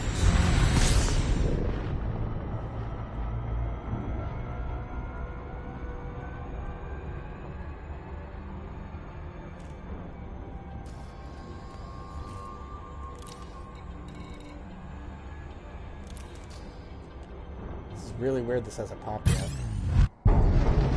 Everybody wants a piece, huh? This is the other Diamondback scout from the mission. Yeah, I'm gonna have to stop at the station. This is way too many bounties for me to take a 25% hit on.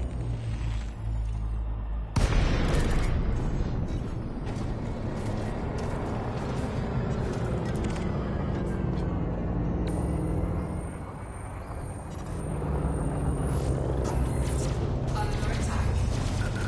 Target shields offline. Whoa! Whoa, thrusters, what happened?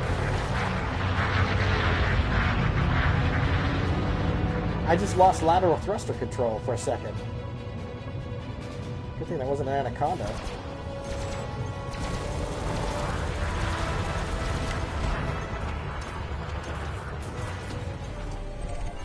Target destroyed. Why did I lose lateral thrusters? That was odd.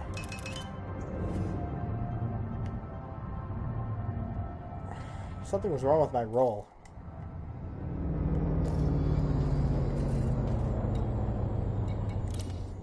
Diagnostic repair sequence initiated. Shields offline. Offline.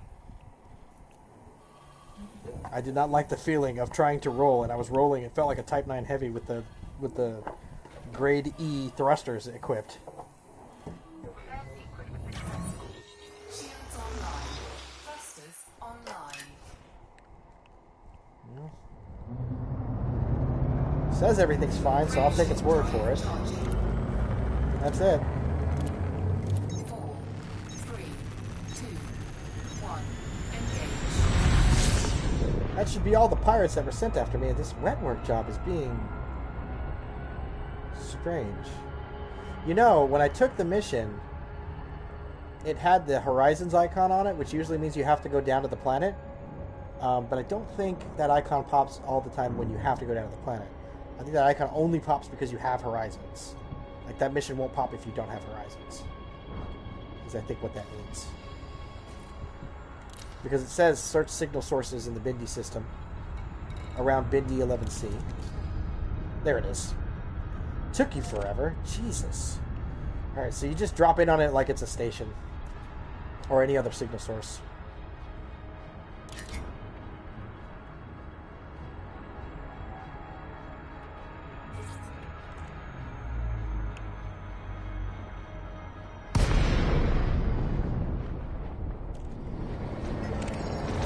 Internal security. This does not bode well. You've asked me to, if you contracted me to kill someone in internal security, I'm going to have a problem with that. Jack Frontier. Scan detected. Oh, it's a politician. Of course he's got security. He's probably on this Orca.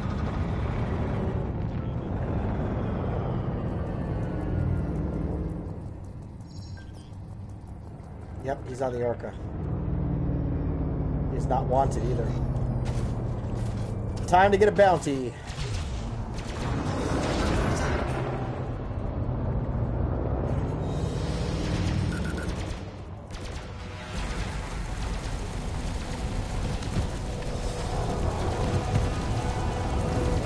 Target shields offline. Shields offline. Frameshift charge detected. Oh, it's getting crazy. I'm dead. I'm so fucking dead. Target rockets on. I am so fucking dead. Awesome. Yeah, I don't have thrusters. Bye-bye, Soric. I should have taken out the cops first. I knew that wet work job was going to be interesting. Oh well. Oh, my Boo Bear. I didn't have any delivery missions. All I had was sourcing stuff.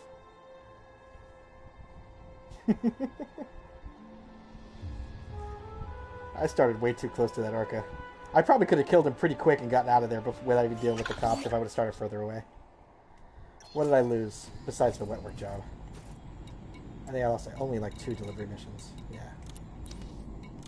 Oh well.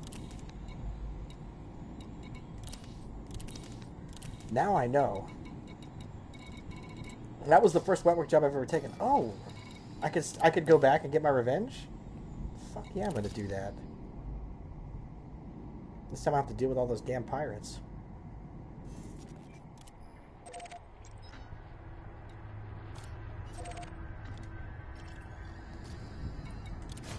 Although I may have to deal with bounty hunters? No, because I got killed.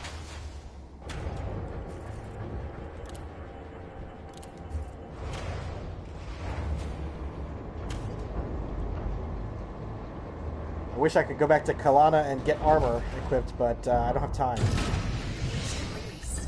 Engines engaged. Now that I know what to expect, I will kill them.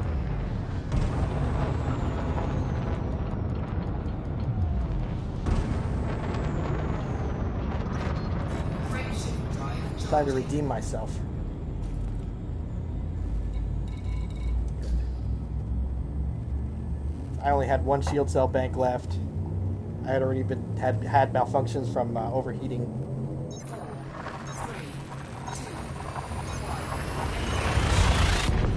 2, He was being escorted by 3 Vipers, which are pretty easy to take out. My problem is going to be whether or not he decides to jump away when I attack the Vipers.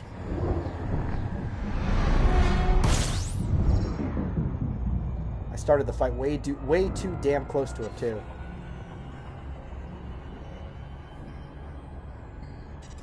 Frameshift drive charging. No other pirates coming after me now.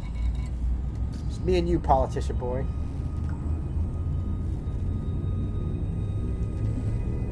Cost me 11 mil. 4, 3, 2,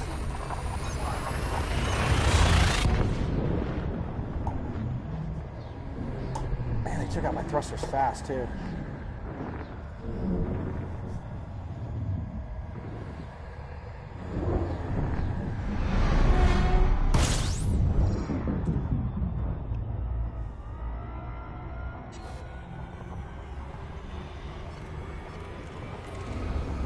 I'll make some of the money back. Swear to God, this is all the Explorer rank I have is just for doing this. Frameshift drive charging. I don't go out of human inhabited space. The only thing to do out there is honk your horn.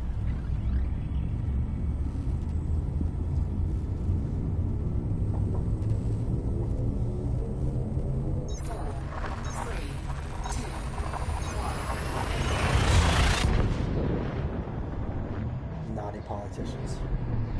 That system's named Baheim.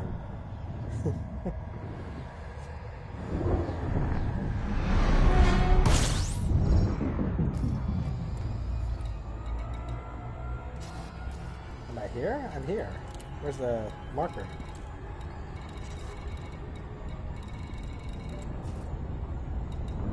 What, do I have to rescan?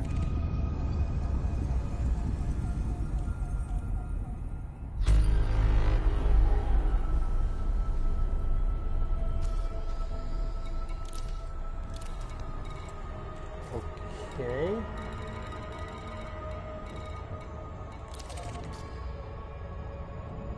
I guess it did move.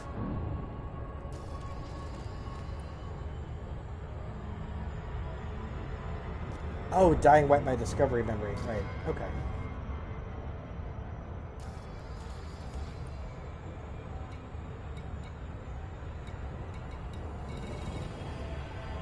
Down to 376. Hey, that's where I started when I started the stream.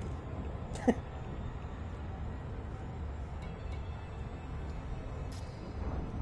was unexpected. Now I know what to expect from Wetworks. So I'm taking another big risk coming without armor, but the timer on it is almost expired. And I want to get my revenge. Timer expires at 10:35. It's 4 minutes.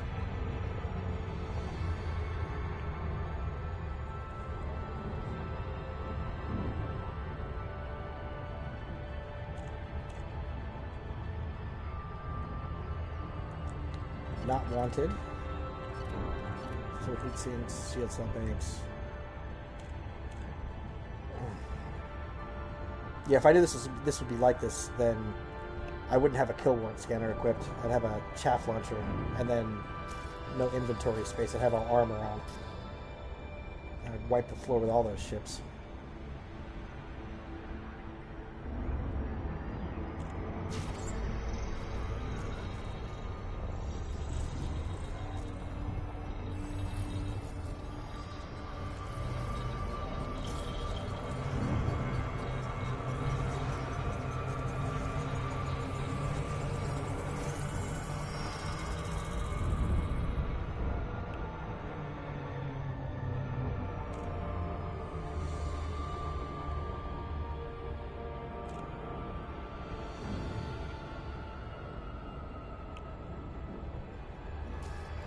Did that signal source unpop? No.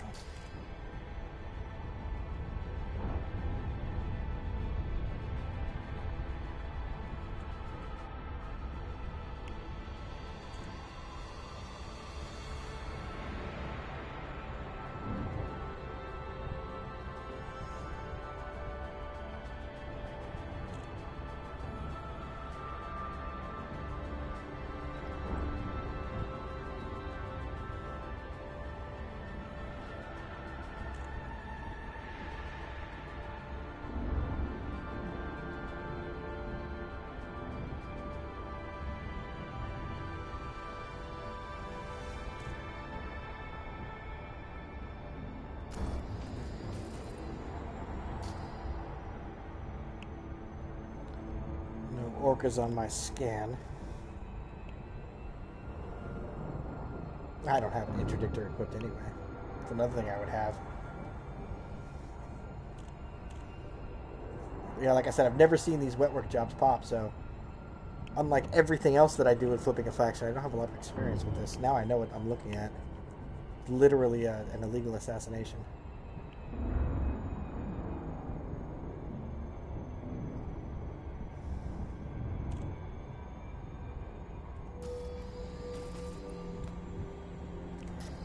Other signal source depopped. Damn it.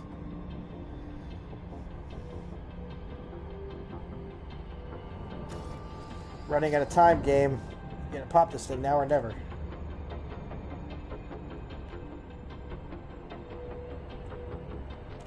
There it is. Round 2, fuckers.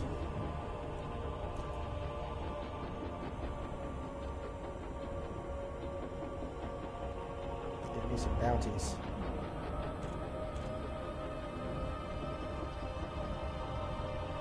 There was a lot in that space. 2 transports and a passenger ship, and then there were 3 or 4 Mark IVs.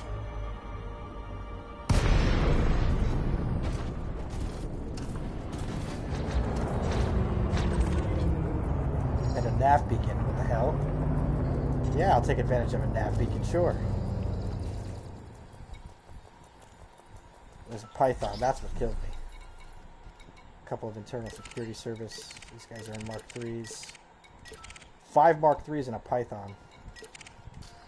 Honestly, if you're by yourself, killing the Orca is your best bet. Scan detected.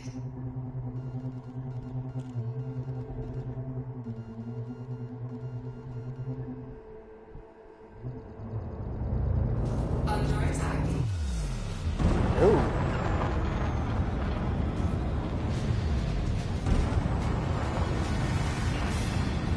That's the Viper that came after me. Holy crap, he's talking like Donald Trump. Look at my chat log. That's funny. You can build a wall around the system and they're not going to pay for it.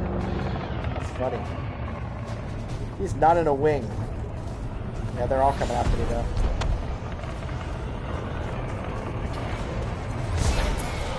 There's too many of them. There's just too fucking many of them.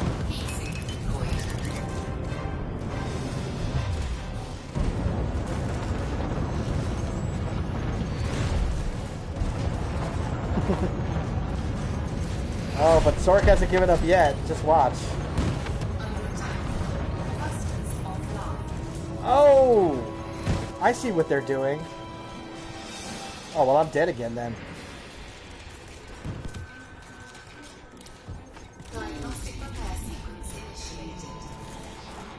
They keep hitting my frameshift drive and thrusters with torpedoes. That's what they're doing.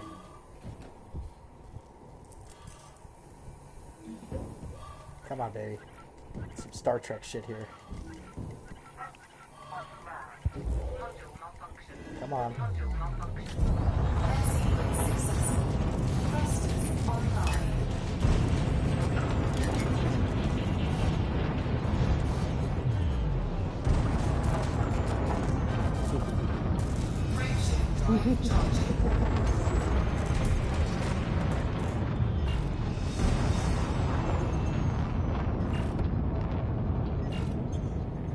2 Vipers came after me.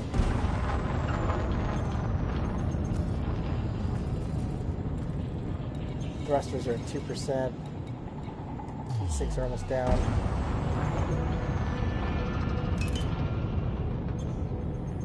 Keeping them at arm's length. Yeah, they sent the 3 Vipers after me. I haven't given up on this quest. The Python, I think, is being a little slower. Yeah, the wings are coming after me.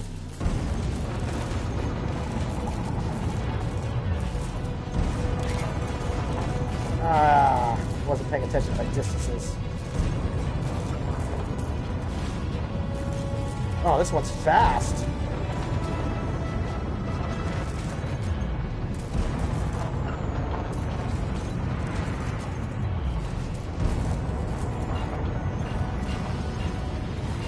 It looks like the Python stayed with the Orca.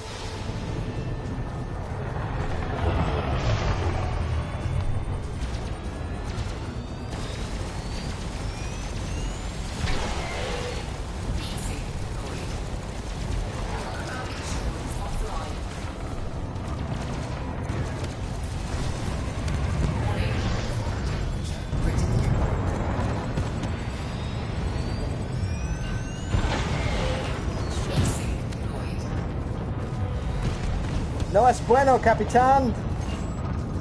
It's be a lot easier with a wingman. Next time I take a wetwork job, I'm definitely bringing the big boys. No way to do it by yourself, though. Unless you have a Conda.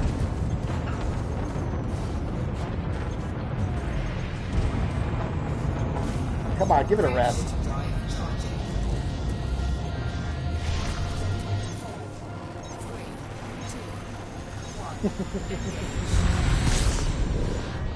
Yeah, unfortunately, the bounty didn't wipe on that, and they jumped me before I got a chance to line up on the target and just kill him and leave. Next time I know. Super technology, auto fabricators, tea, meat, some metal, some grain, Bertrandite.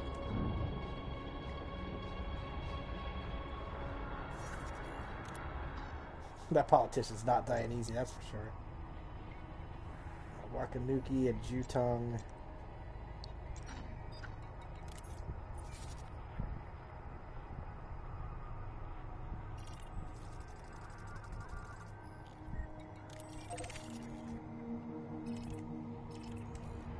Frameshift drive charging. Gank style, that's what those wetwork jobs are. So now you know. If you feel like trying to take on a gank, take a wetwork job. I'm going back to what I was doing.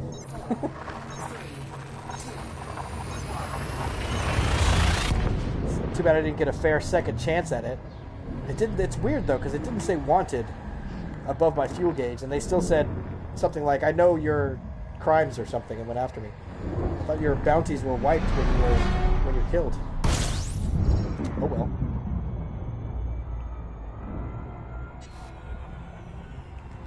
Go on, build your wall around your system, Donald Trump. Frameship drive charging. I think it's funny that the devs put that in there, though. That he was saying, he was broadcasting, I don't care what it costs, we're not going to pay for it. We're going to build a wall around this system or something like that.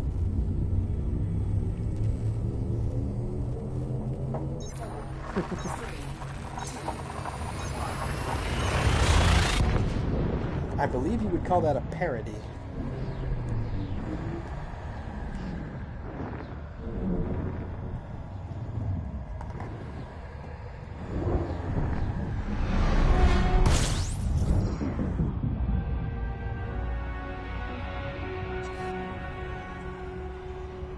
So back to the finer points of doing what the hell what it is I know how to do. They still call me a noob in this game. Which I am. I haven't been. We're going to stop at a agricultural economy that I do a lot of business with to pick up some of this food. And that'll start to trigger some of those juicy pirate attacks. There's also an interstellar factor at this market. I'll be able to pick up all those bounties from Bindi. Minus 25%. Bindi left a bad taste in my mouth. Apparently Bindi is electing a Donald Trump wannabe.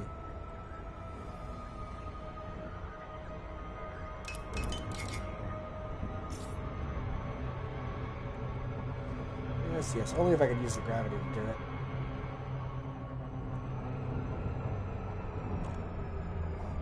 Bindi.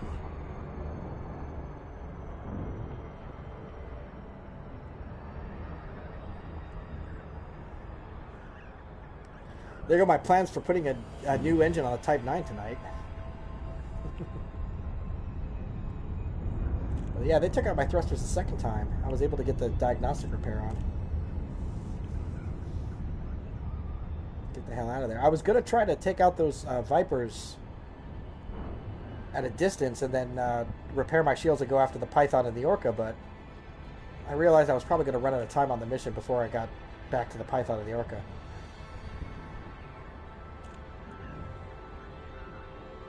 I would have much rather to have my 6,000 hull points, my shield booster, and a chaff launcher would have been nice.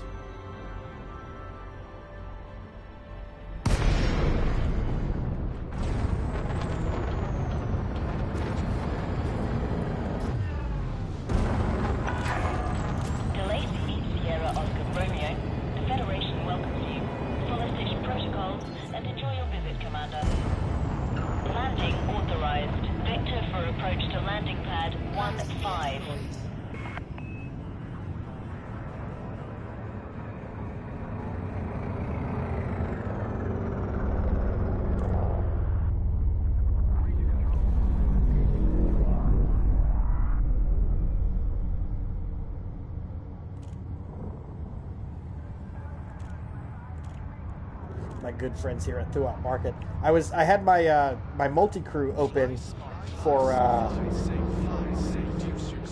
mentoring, and this was probably a week after the game came out. I already had 150 million or something like that. I kept getting guys coming in kept asking me the same questions. How do you make money? I'm like, well, what have you been doing? And they're like, bounty hunting. God, don't listen to the internet. They're lying to you. Everybody on the internet said go find a nav beacon and wait for wanted targets. Crock of crap. Landing complete.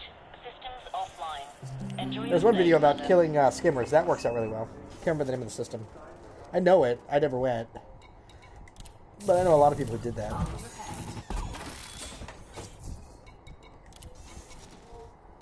Oh no, the Interstellar was in Calibia. Still trying to figure out why this place stopped selling beer.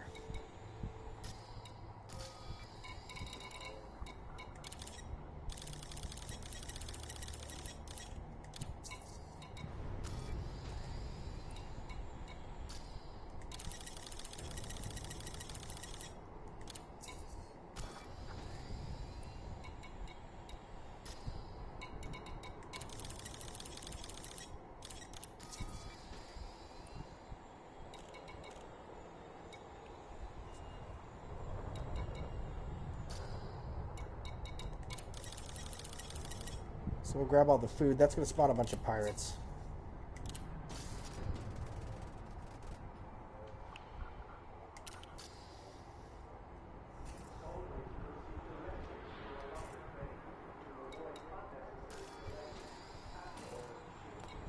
From here, I am going to Merriman.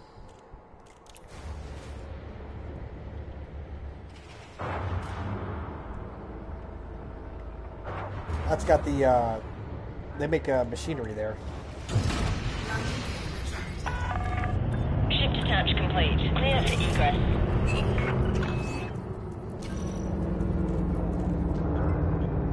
So apparently that Confederacy is about to get started into some new industry.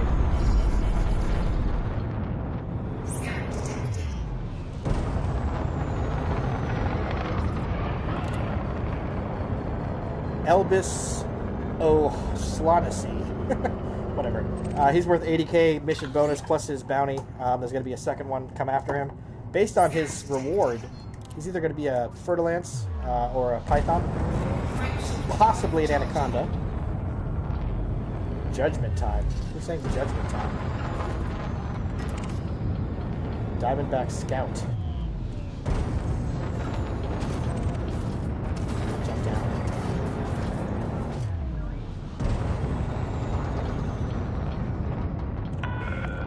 You are clear of the station. Stay safe, Commander. Frameshift drive charging.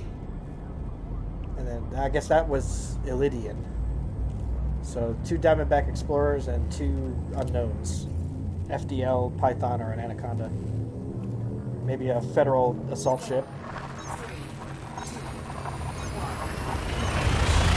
It's going to be a medium, though. For 80k, they're going to be super heavies. Either medium or an Anaconda. Still haven't seen any Federal Corvettes come after me. Pirates, I guess, don't use them.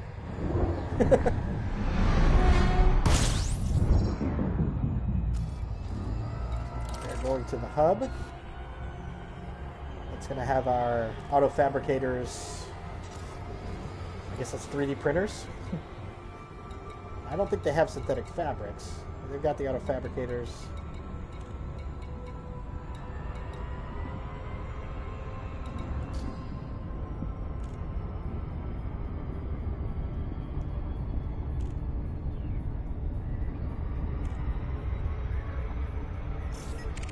Signal source.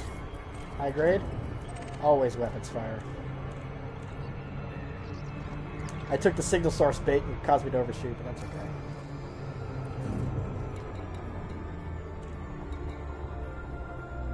Yeah. I was going to go to Zurich, but it's too far.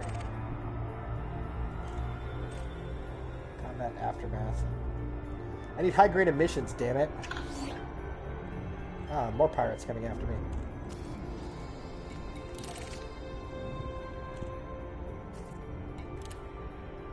One worth 60k, three worth 90k. Those are going to be condos.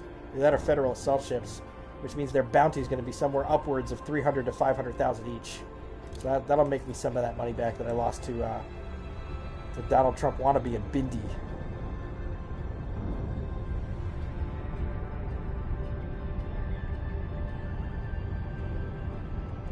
And that's all because I grabbed all that food and threw out market. Now I'm going to grab these auto fabricators. It'll pop even more.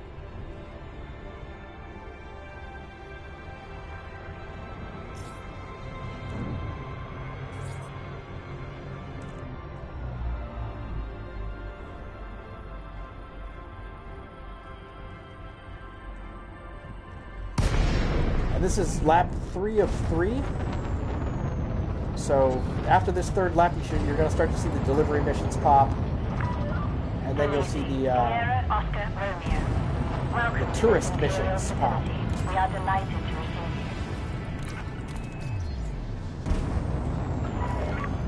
Sean Bernard, Please set course for docking Anaconda, bay ranked deadly. Is that you, Sean Bernard? You're the one of the guys that was sent after me?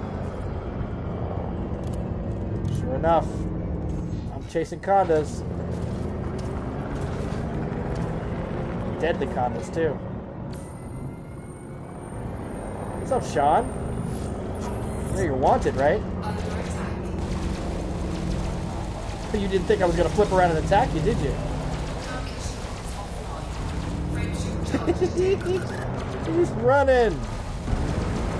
Don't run, Sean.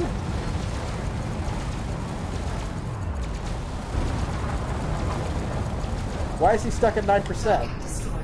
How come I didn't get a bounty? Oh, that's bullshit. Where's his debris? That's a glitch. No debris, no bounty, and it didn't tick on the mission, so it's an interesting glitch.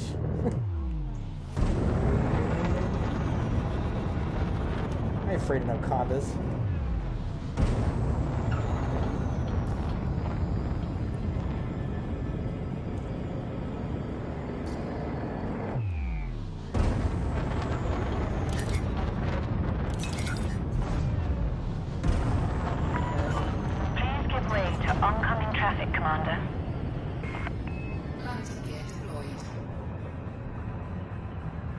Yeah, sure. Tell them to give way to me.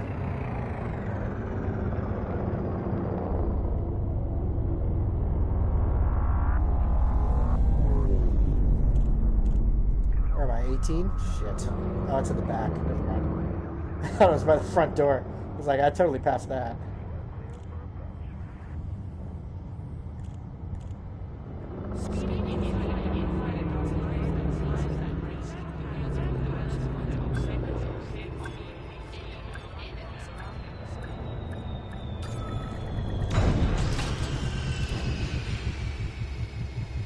Here for auto fabricators. You are on deck. Please And shut synthetic down fabric the if they make it. Due to circumstances beyond our control, you may have encountered some hostility on the way to this facility. Please accept our apologies for any inconvenience. Yeah.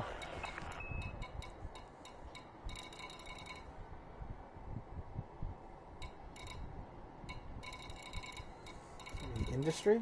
Technology? Oh, I gotta go to high tech for auto fabs. Okie dokie.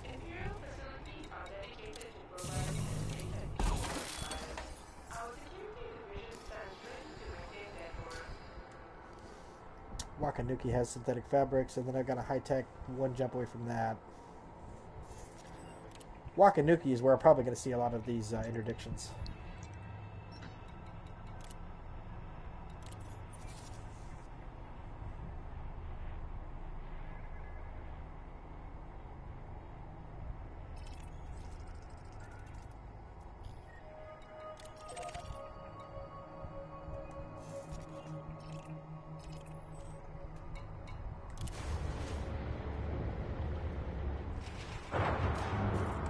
So it's going to be 3 anacondas.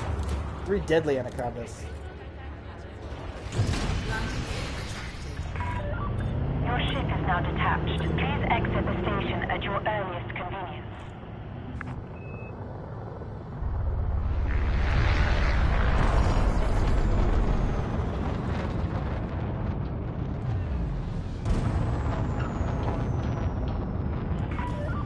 Control zone now exceeded. We hope you have a safe and fruitful journey.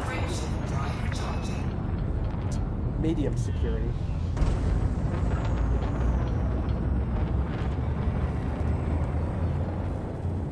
Cops are your best friends when you're doing sourcing missions. Make sure your beacon is set to report crimes. I honestly should be baiting these condos into a high security system, but I don't think I need to. 1 conda at a time is no problem. It's when you throw 5 vipers and a python at me that I have an issue.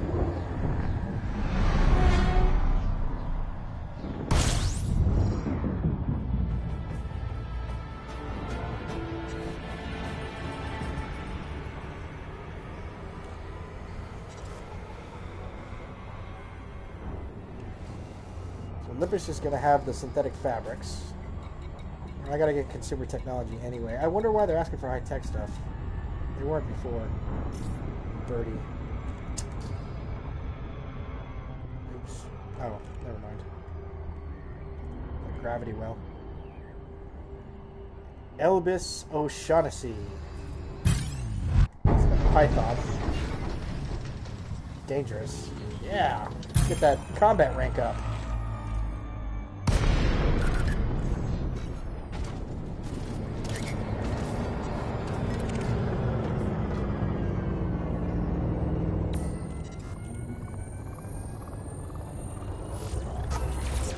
Do you not have his hard points out? Full vertical thrusters. That's the key to killing a python. He's got a particle accelerator. And shield cell banks.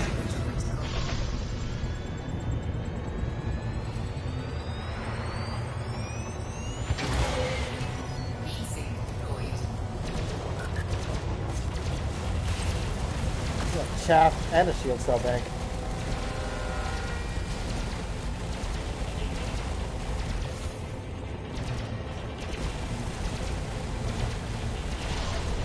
Just popping a heat sink. Oh, that gimble's lost the lock.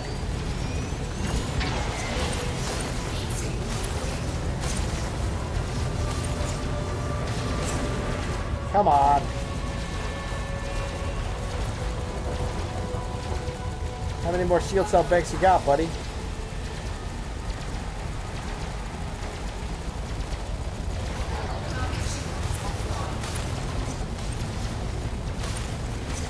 Fucking chaff. All it's doing is wasting my ammo.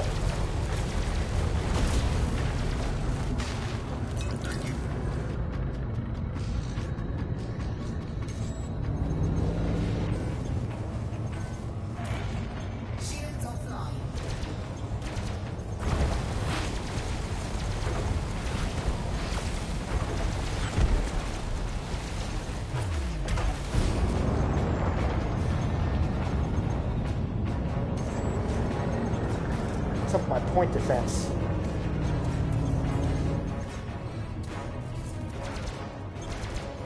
Guess the local authorities finally arrived.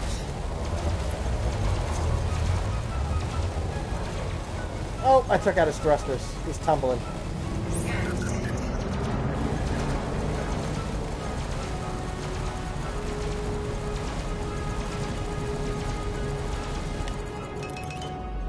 Under attack. Target destroyed. It's definitely going to be an interesting ride back.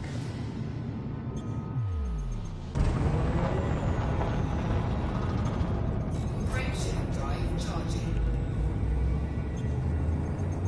Yeah, I could have kept my shields up that last time, but 3, 2, 1. Engage. I'm not sure if Lipich has restock. And I have got 3 anacondas and another python coming after me.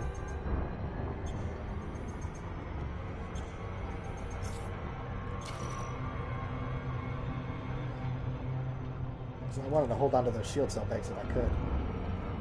Onto the backside of this balloon.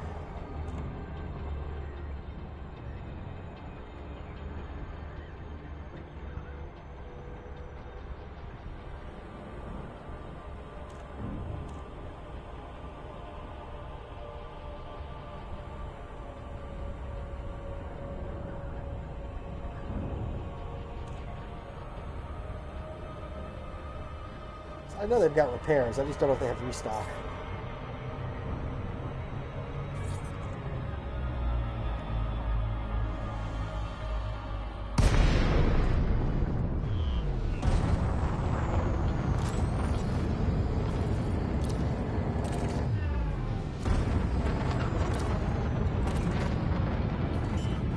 Boarding permission granted. Landing gear deployed.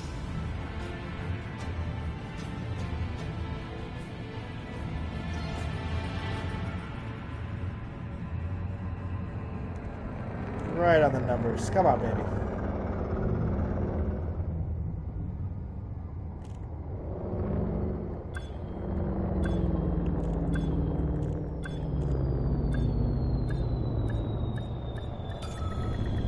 Docking successful. Engines disengage. Synthetic fabrics, right? Yeah.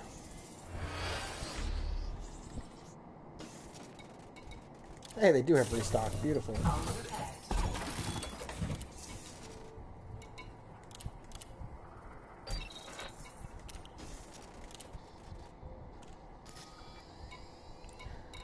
Got to make sure to check those condas, see if they drop anything rare.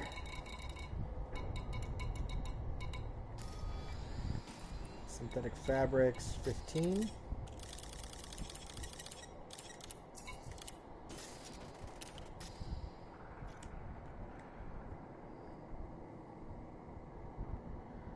Gonna go get the consumer techs and the auto fabricators. Finish lap 3.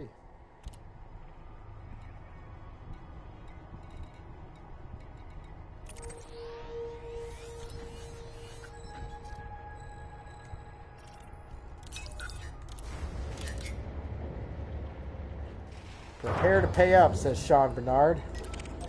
You're back again? Look at him. This guy's an idiot.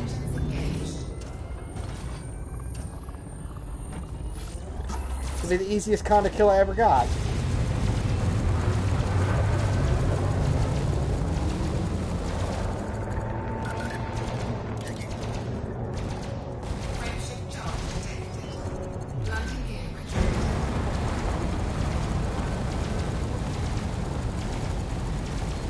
Oh, he's gonna jump away, isn't he?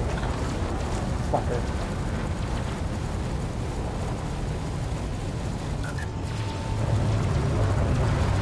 Trying to mass lock him. Ah! Bastard. All I did was get a bunch of fines now. Oh well. They're not bounties.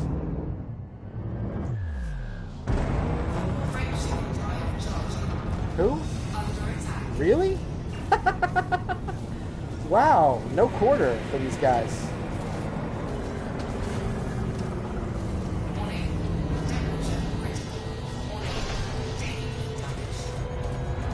This is the other Python.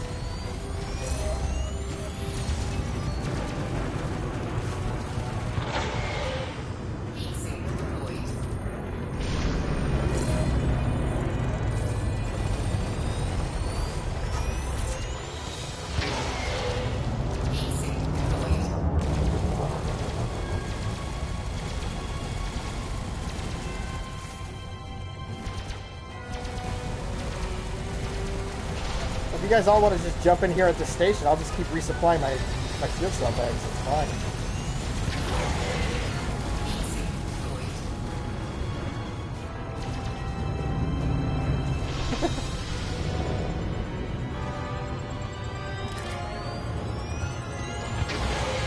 Wish that condo would have stuck around.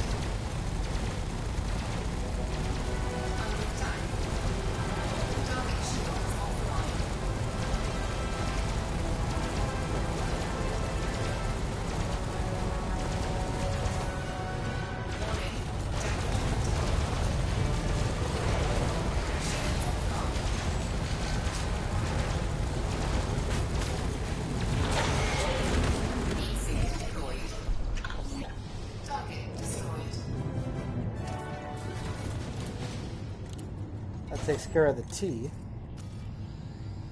I guess we're just going to keep coming. 13 kilometers away. I still haven't jumped out.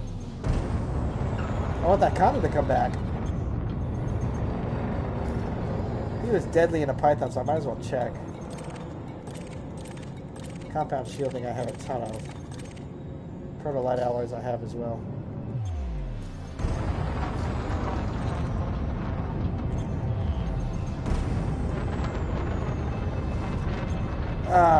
I keep getting into this flipping. I need to go. I need to go engineer my shields. I keep putting it off.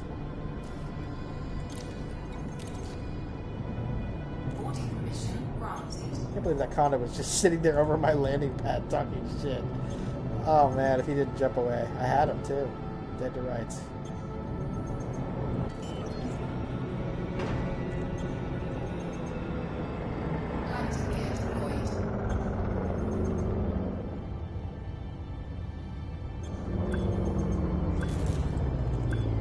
Damn you, light pole.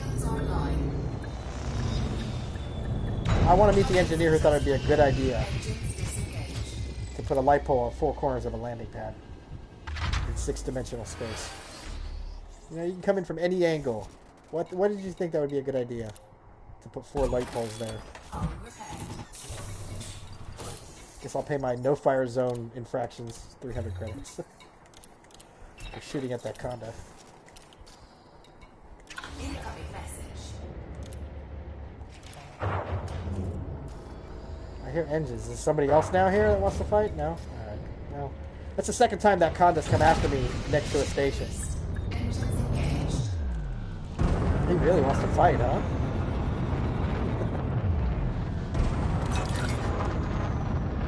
Two of them.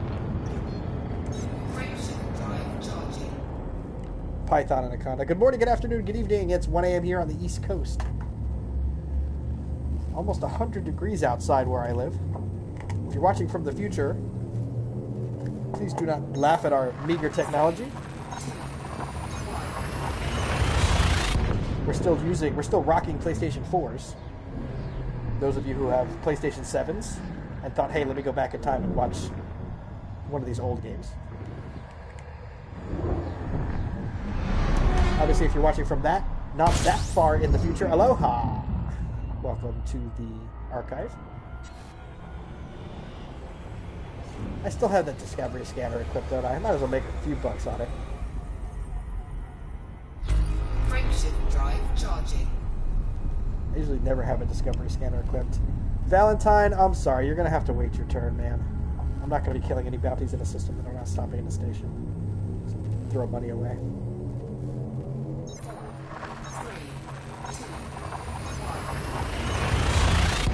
I wonder who that Simo Porter guy was who was all like, don't worry. He was speaking out loud to the local, though. Maybe he was talking to everyone about the shit that was being talked from the Conda. Does the timestamp match? The timestamp is 107, 108, yeah. No, he was talking after everything was already dead. He said, don't worry. I guess because everyone was dead. Don't worry, all the bad guys are gone. Something like that. Yeah, they're following me. When I leave, they'll go too. All the bad guys. Speaking of which, nothing on sensors yet.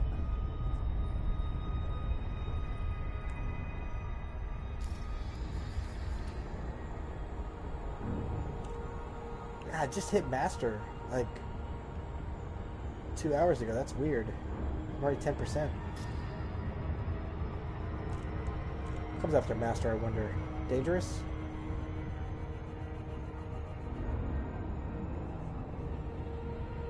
No, probably deadly and then dangerous, right? I don't even know.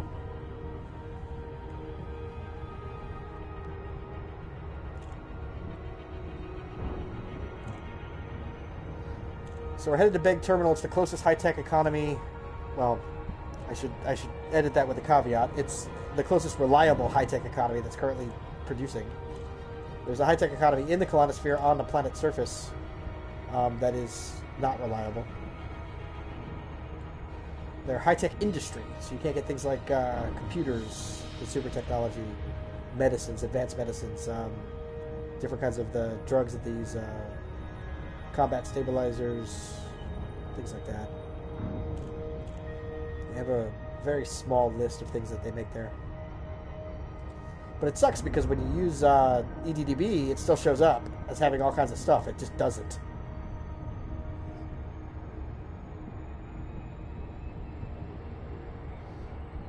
And if you're on PS4, the trade data is unreliable as well.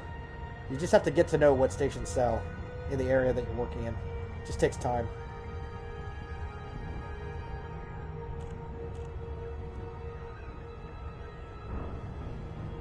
But Beg is always well stocked. They should have the auto fabricators and the consumer tech. I'll take the bait. I need high-grade emissions. I've been waiting for you. It's a combo pattern anyway. You're worth 50k? You're a novice. You're worth 50k. Gotta be careful when you got multiples on you too, because you'll be fighting one guy and like a Conda will jump in or a Python. And it will be very dangerous to not pay attention to the fact that a Conda just jumped in and is talking crap. It doesn't even have shields. Are you serious? Okay. Good luck, have fun. Thanks for the bounty or whatever. target destroyed. He had a 22k bounty, but he's worth mission bonus 40k, so 60k to kill him. That wasn't a lot of work. Picard! Those of you who are Star Trek fans, the pirate's name is Picard. Fantastic.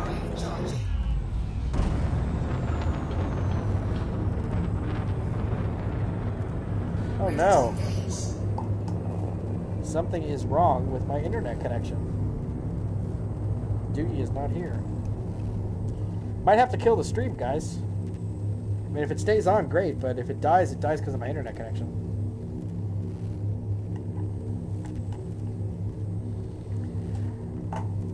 I'm gonna hold off on this Ginny error messages. And it sure is, so my stream is done.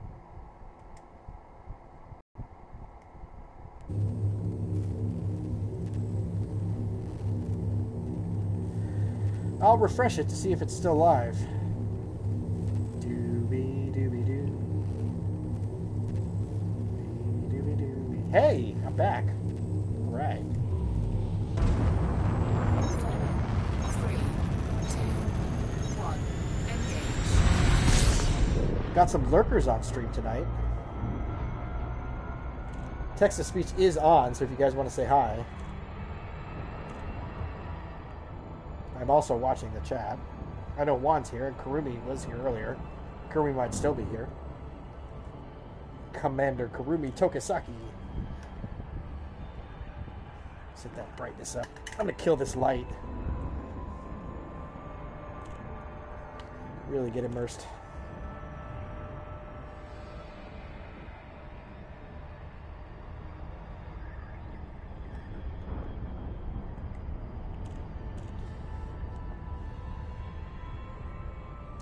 I think the matchmaker server might be lagging a bit. Because I'm getting some tearing.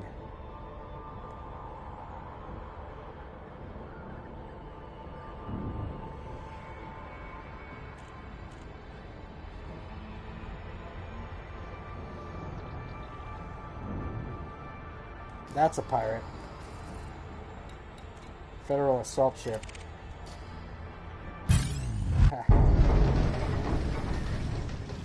Hopefully he doesn't pull me too far away from Beg.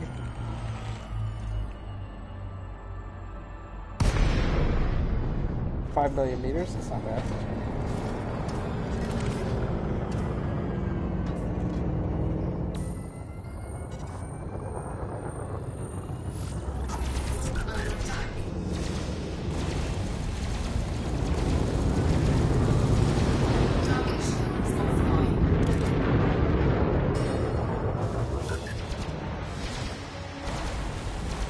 I didn't see a condor or a python in the system on context. So unfortunately no one else is going to jump in. This guy interdicted me so close to Beg Terminal. The cops are already here. Nothing for them but slim pickings though. He's not going to be worth a lot. He's only competent. 100k. Plus his mission bonus, synthetic fabrics. So 150k to kill him.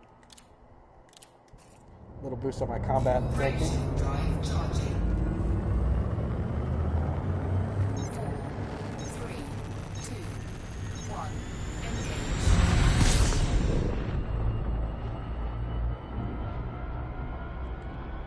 Pretty close to the SD dropout point.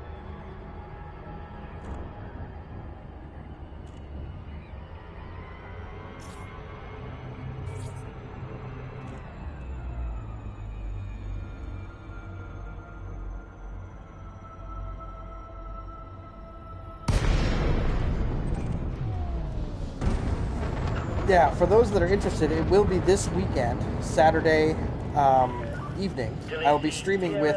Let me let flight control finish talking. I'll tell you guys once I land.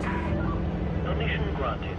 Please proceed to Bay 35. Saturday evening, right around 7 p.m. Eastern Time. 7 to somewhere to 9, depends on when I get done with real life stuff. I'm going to be streaming and showing off this artificial intelligence that we created for this game, just to add to the immersion of it. She's aware of what's going on in the game. She watches what's on the screen, She hears sound cues from the game, and she also sees certain things on the screen and reacts to them. It's pretty neat, actually.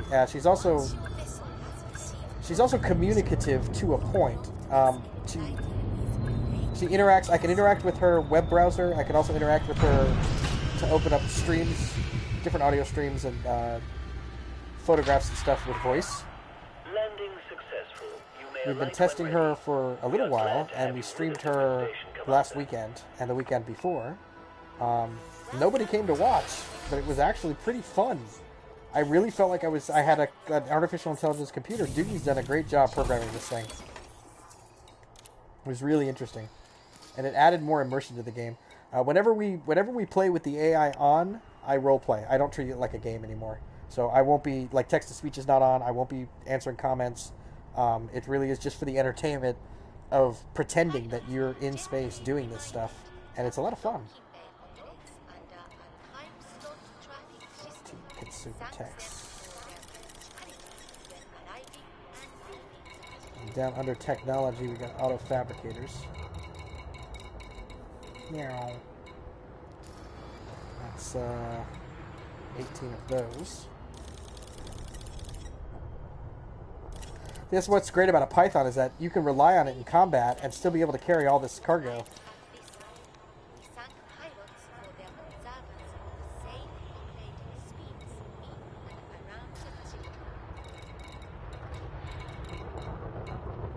Always titanium or platinum. Yes, they do have aluminum. I love it. Aluminum is a high-tech metal. Has to be refined.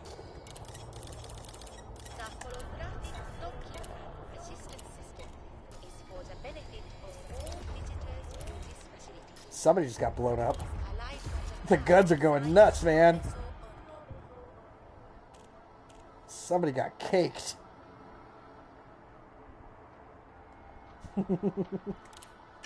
Pirates that are coming after me.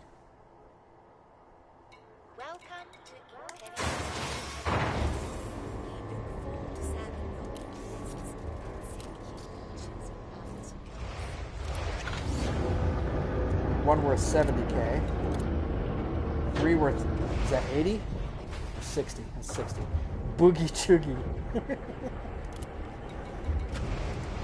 So we got lots of pirates coming after us. It'll be a lot of money and fighting. This is how I do bounty hunting. I don't go to a place and look for them. I let them come to me while I'm making money and flipping factions.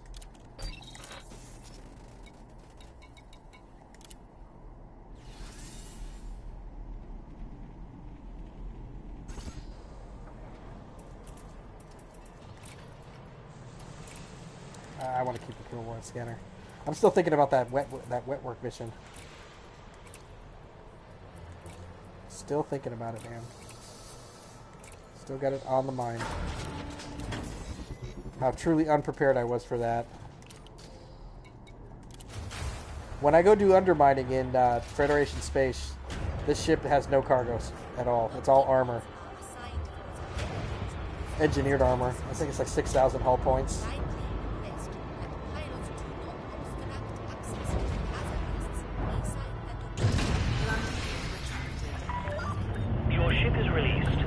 Observe speed restrictions upon exiting. Yeah, blah, blah, blah. Give me a ticket.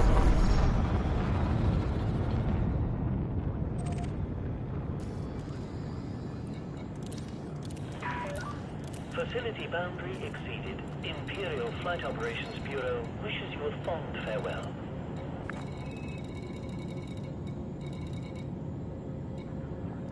Sadly. Still 164, so that's good. Only sitting on one mining mission. I thought for sure it would cycle back into mining, but instead it cycled into sourcing.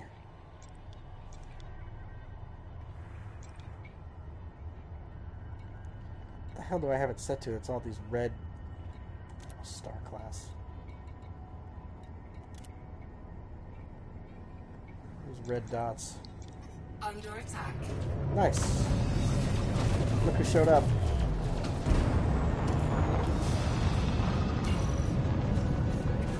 You finally gonna stick around and fight? Only because you have the upper hand now? There's two of them. lost a fighter. Target shields offline.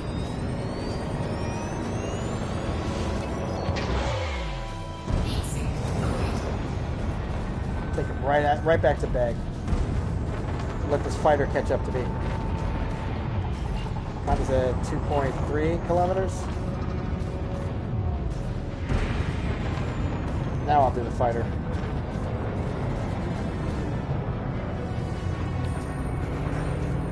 Come on, baby. Oh, come on. Yeah. Chaff. Chaff on a fighter sucks, man. They're so tiny, it's really hard to hit them. Heat sink deployed.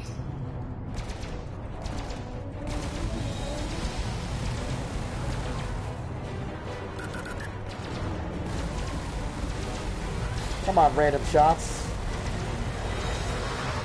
It's not gonna have that chaff forever.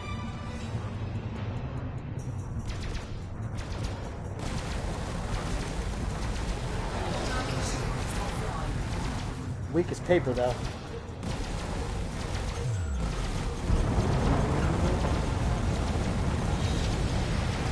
Fucking fast. Target shields offline. Target shields offline. Target destroyed. Oh, don't tell me the Conda jumped. No, he didn't jump. You know, he's always running away. Target shields offline. This will be like the fourth time I'm scanning him with my warrant scanner.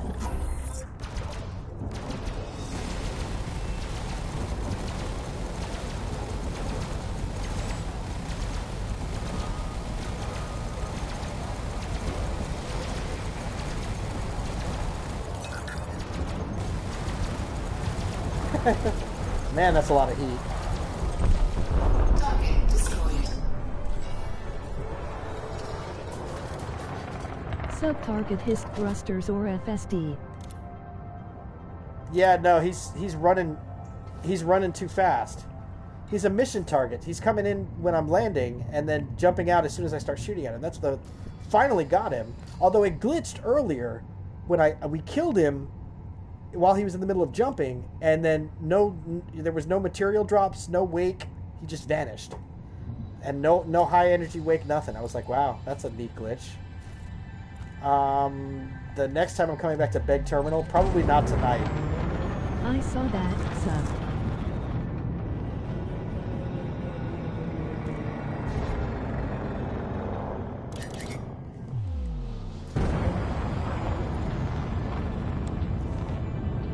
Yeah, I'll take the 25% hit. I'm just surprised he dropped in, because I took off from Big Terminal probably about 60 seconds earlier, and I was doing something in the Galaxy map.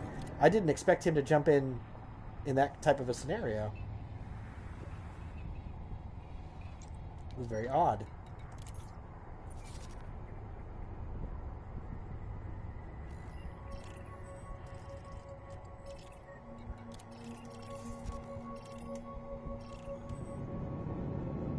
Frameshift drive charging. It did suck, because I've been having to deal with him at every station that I've stopped at. He keeps jumping in, talking crap, and then as soon as I start shooting at him, he jumps away. And it happens so fast that even if I did sub-target his frameshift drive, I wouldn't be able to take it out in time. He jumps away way too fast. He'll still have full shields, full armor, and he'll start his jump sequence. Like, I can't even sub-target his frameshift drive. His shields are still up. So it's almost like the system knows, oh shit, I'm next to a station in a no-fire zone, let me just jump away. But that time he didn't, because I was far enough away, and he initiated the attack instead of the other way around. Frameshift drive charging. That's fine. I'll get the 90k on the mission bonus, and I guess the 250, I'll take the 25% hit. Interstellar. I didn't want to redock a bank just for $250,000.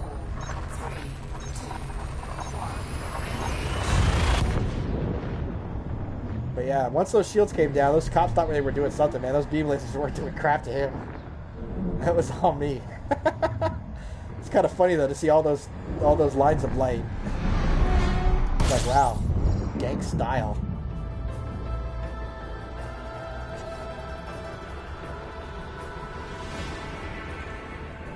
I am here for some birdie and then headed back to the Confederacies. We're going to drop all of this shit in their lap and see if that prompts the bonus round to start.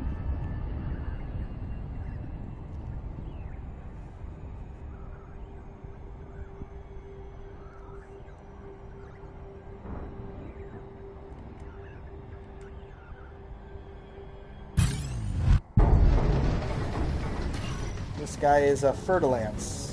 Finally, the Ferdies are popping up. I was wondering when I was going to start seeing the Ferdies.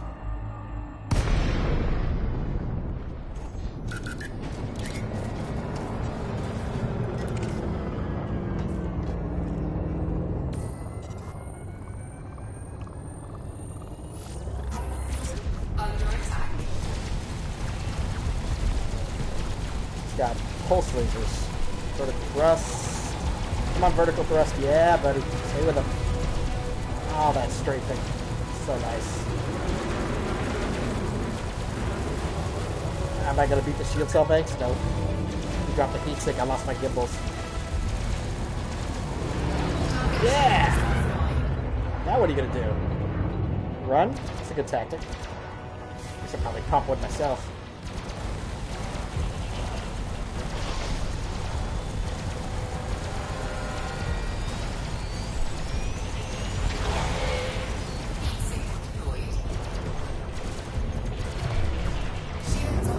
Bastard.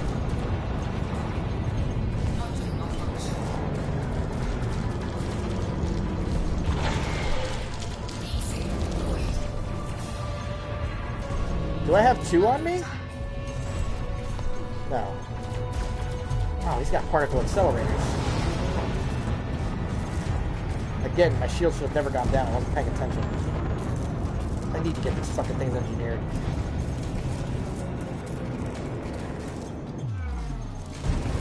Cops are above me.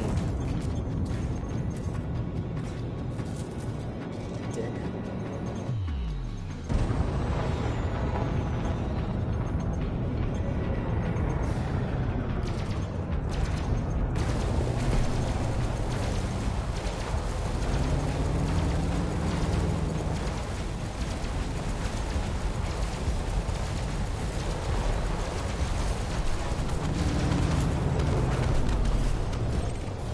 Target destroyed. Diagnostic repair sequence initiated. Perfect fixed mount aim. Offline. Those particle accelerators.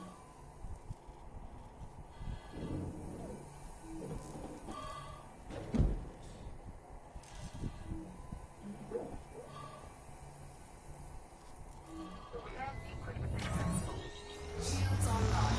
Thrusters online.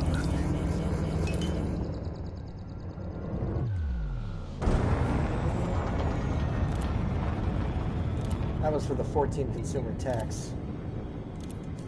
He was 70K, and I think the bounty was what, 300-400? I didn't catch it.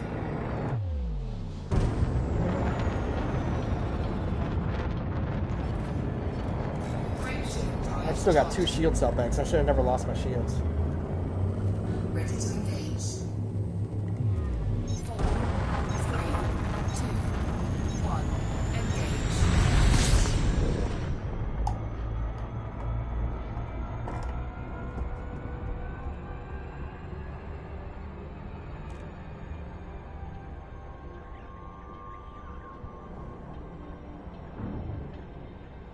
I should just grab the 200 tons of gold and take them to him to do my shit. Well, I don't have the mats yet for it. Although I could just go to Felicity. She does shield cell banks. Only to rank 3 though.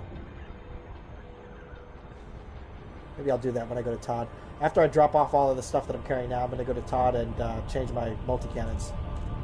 And then I'll probably go to Felicity and see if she can bump my shields up a bit more.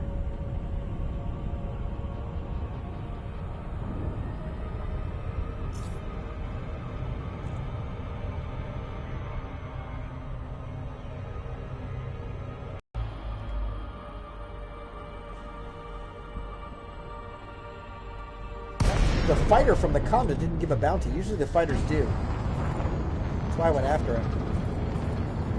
I'm already back up to 6 mil. I haven't even stopped at the station yet to deter any missions. This is all from bounties. Thank you for choosing this Imperial station.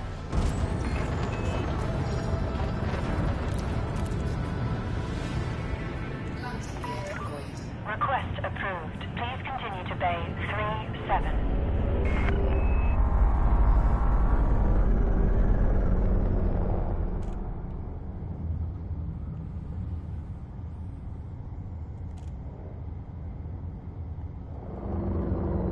We thank commanders for their promptness in traversing the airlock of this facility, leaving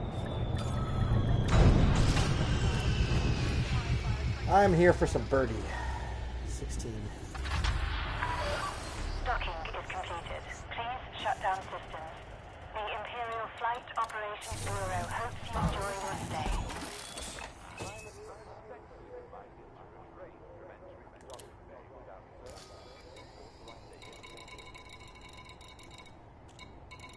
Already forgot it.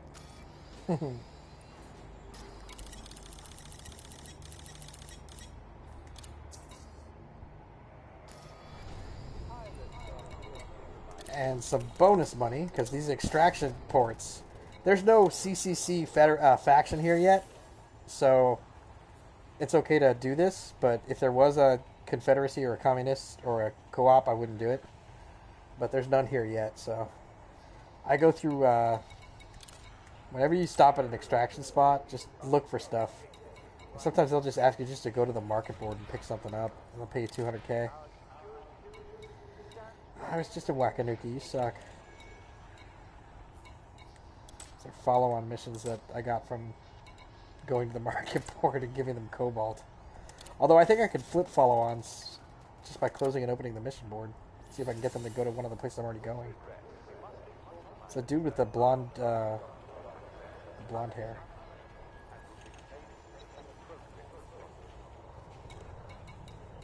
No, yeah, him. No, him. Oof, a bunch of them pop now.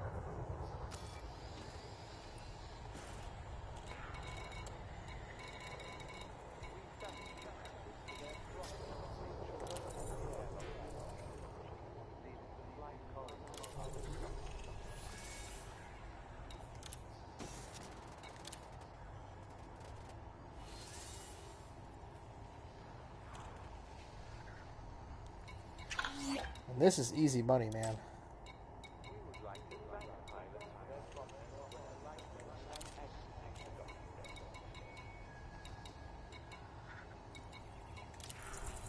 Only if you're going to Thuat, because I'm going there anyway at some point.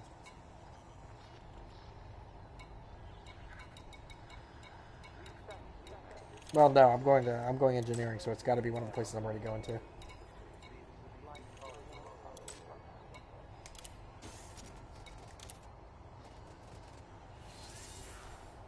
Flip the board again.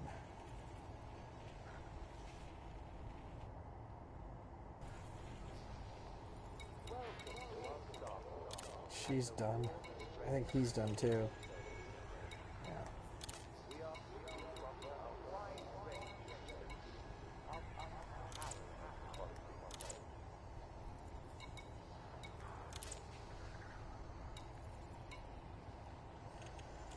That's a salvage. Alright, well, they'll just sit there, those follow-on missions. We thank commanders for their promptness in traversing the airlock of this facility, leaving the flight corridor unobstructed.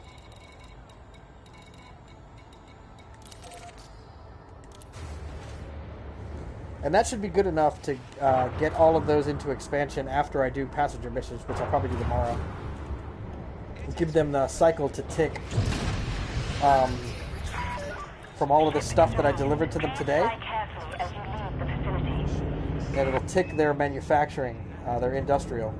So you'll get a bunch of delivery missions after the tick, and a bunch of tourist missions, passenger missions for tourism. Transporting tourists is the best way to get a faction's influence up. And I'll probably do it for about... Eventually they'll just stop popping, the tourist missions. But for what I've done tonight, these 3 laps will probably pop about an hour's worth of tourist missions and send the confederacies that I've been helping in these 3 systems all into expansion tomorrow. At that point, I'm planning on a war in a different system being over. This is what I meant earlier when I said it could get pretty in-depth. There's another system on the bottom of the sphere. Let's use the sphere north, south, east, west, top, bottom. On the z-axis, bottom of the sphere, there's another system with a confederacy that started at 6% influence. I got them up to 72. But they can't take over the system because the controlling faction that they would have to take it from is currently fighting a war in a different system. And the game will not allow a faction to fight 2 wars in 2 different systems at the same time. So, by tomorrow, when these 3 factions on the upside of this sphere, the north side, go into expansion, that war in that other system that doesn't matter to me because it's on the outside of the Kalana sphere should be over. Which will prompt that faction that's currently controlling the system on the bottom of the sphere, completely different other side of where I am been working tonight, to go into a conflict with that faction that I boosted to 72%. Whether the conflict is going to be an election or a war or a civil war, I don't know. It has to do with the 2 factions and their relationship with each other. I'm not going to be able to predict it because I haven't been playing the game long enough. So, tomorrow, I'm probably going to be working on that, which would be helping either with that election or that war on the bottom of this sphere, while these 3 factions up at the top go into expansion. I'm hoping one of them expands into Kalana, because Kalana just had a faction that I worked on getting out. So I put them into retreat, they left, which opened up a slot in Kalana. Really hard to do, because that's the control system of the whole sphere. That's the Kalana system is the control system. To get one of these factions into that system has been my ultimate goal. And obviously to get the power play, the amount that it takes to fortify this system down to half of what it is now, which would be about 6,500 instead of 13,000, will be the trigger that causes me to leave Kalana and move on. And Thea and I will pack up our fleets, we'll pack up all our parts, and we will go find another system to do the same thing in. We make a lot of money doing this. Deploying hardpoints would be good, huh? What is he, competent? Oh, this guy.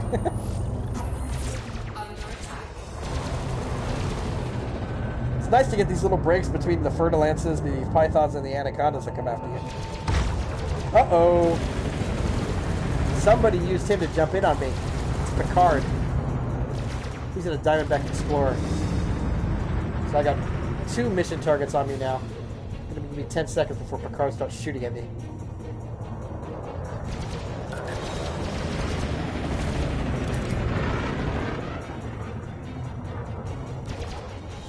Slippery little guy. Picard is shooting at the other guy. What the hell? What a stupid AI. He's shooting at the other mission target. So he shot at the wrong guy. I've never seen that. That was amazing. That stupid noob is sitting in his cockpit facepalming right now. Oh my goodness. One mission target is attacking the other one. Now that's something I've never seen. That kills the grain. That was Picard.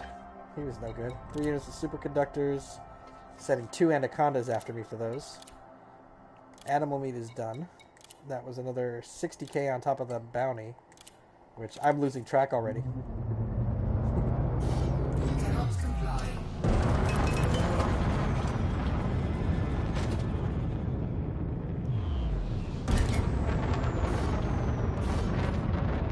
Frameshift drive charging. It's either my frameshift drive or my life support. I gotta disable one of the 2 3. until I get my power plant worked on. Which I can't because, well, I already have worked on this power plant as much as Felicity could do, which is grade 3. I can't get it up to the grade 5 because I got to do Marco Quent, and I can't do Marco Quent because I don't have the permits of the Cirrus system. To get the permit of the Cirrus system, you have to work on Federation rank, which is what I'm doing. Is the bigger picture of what I've been doing with these Confederates. They're Federation Confederates, so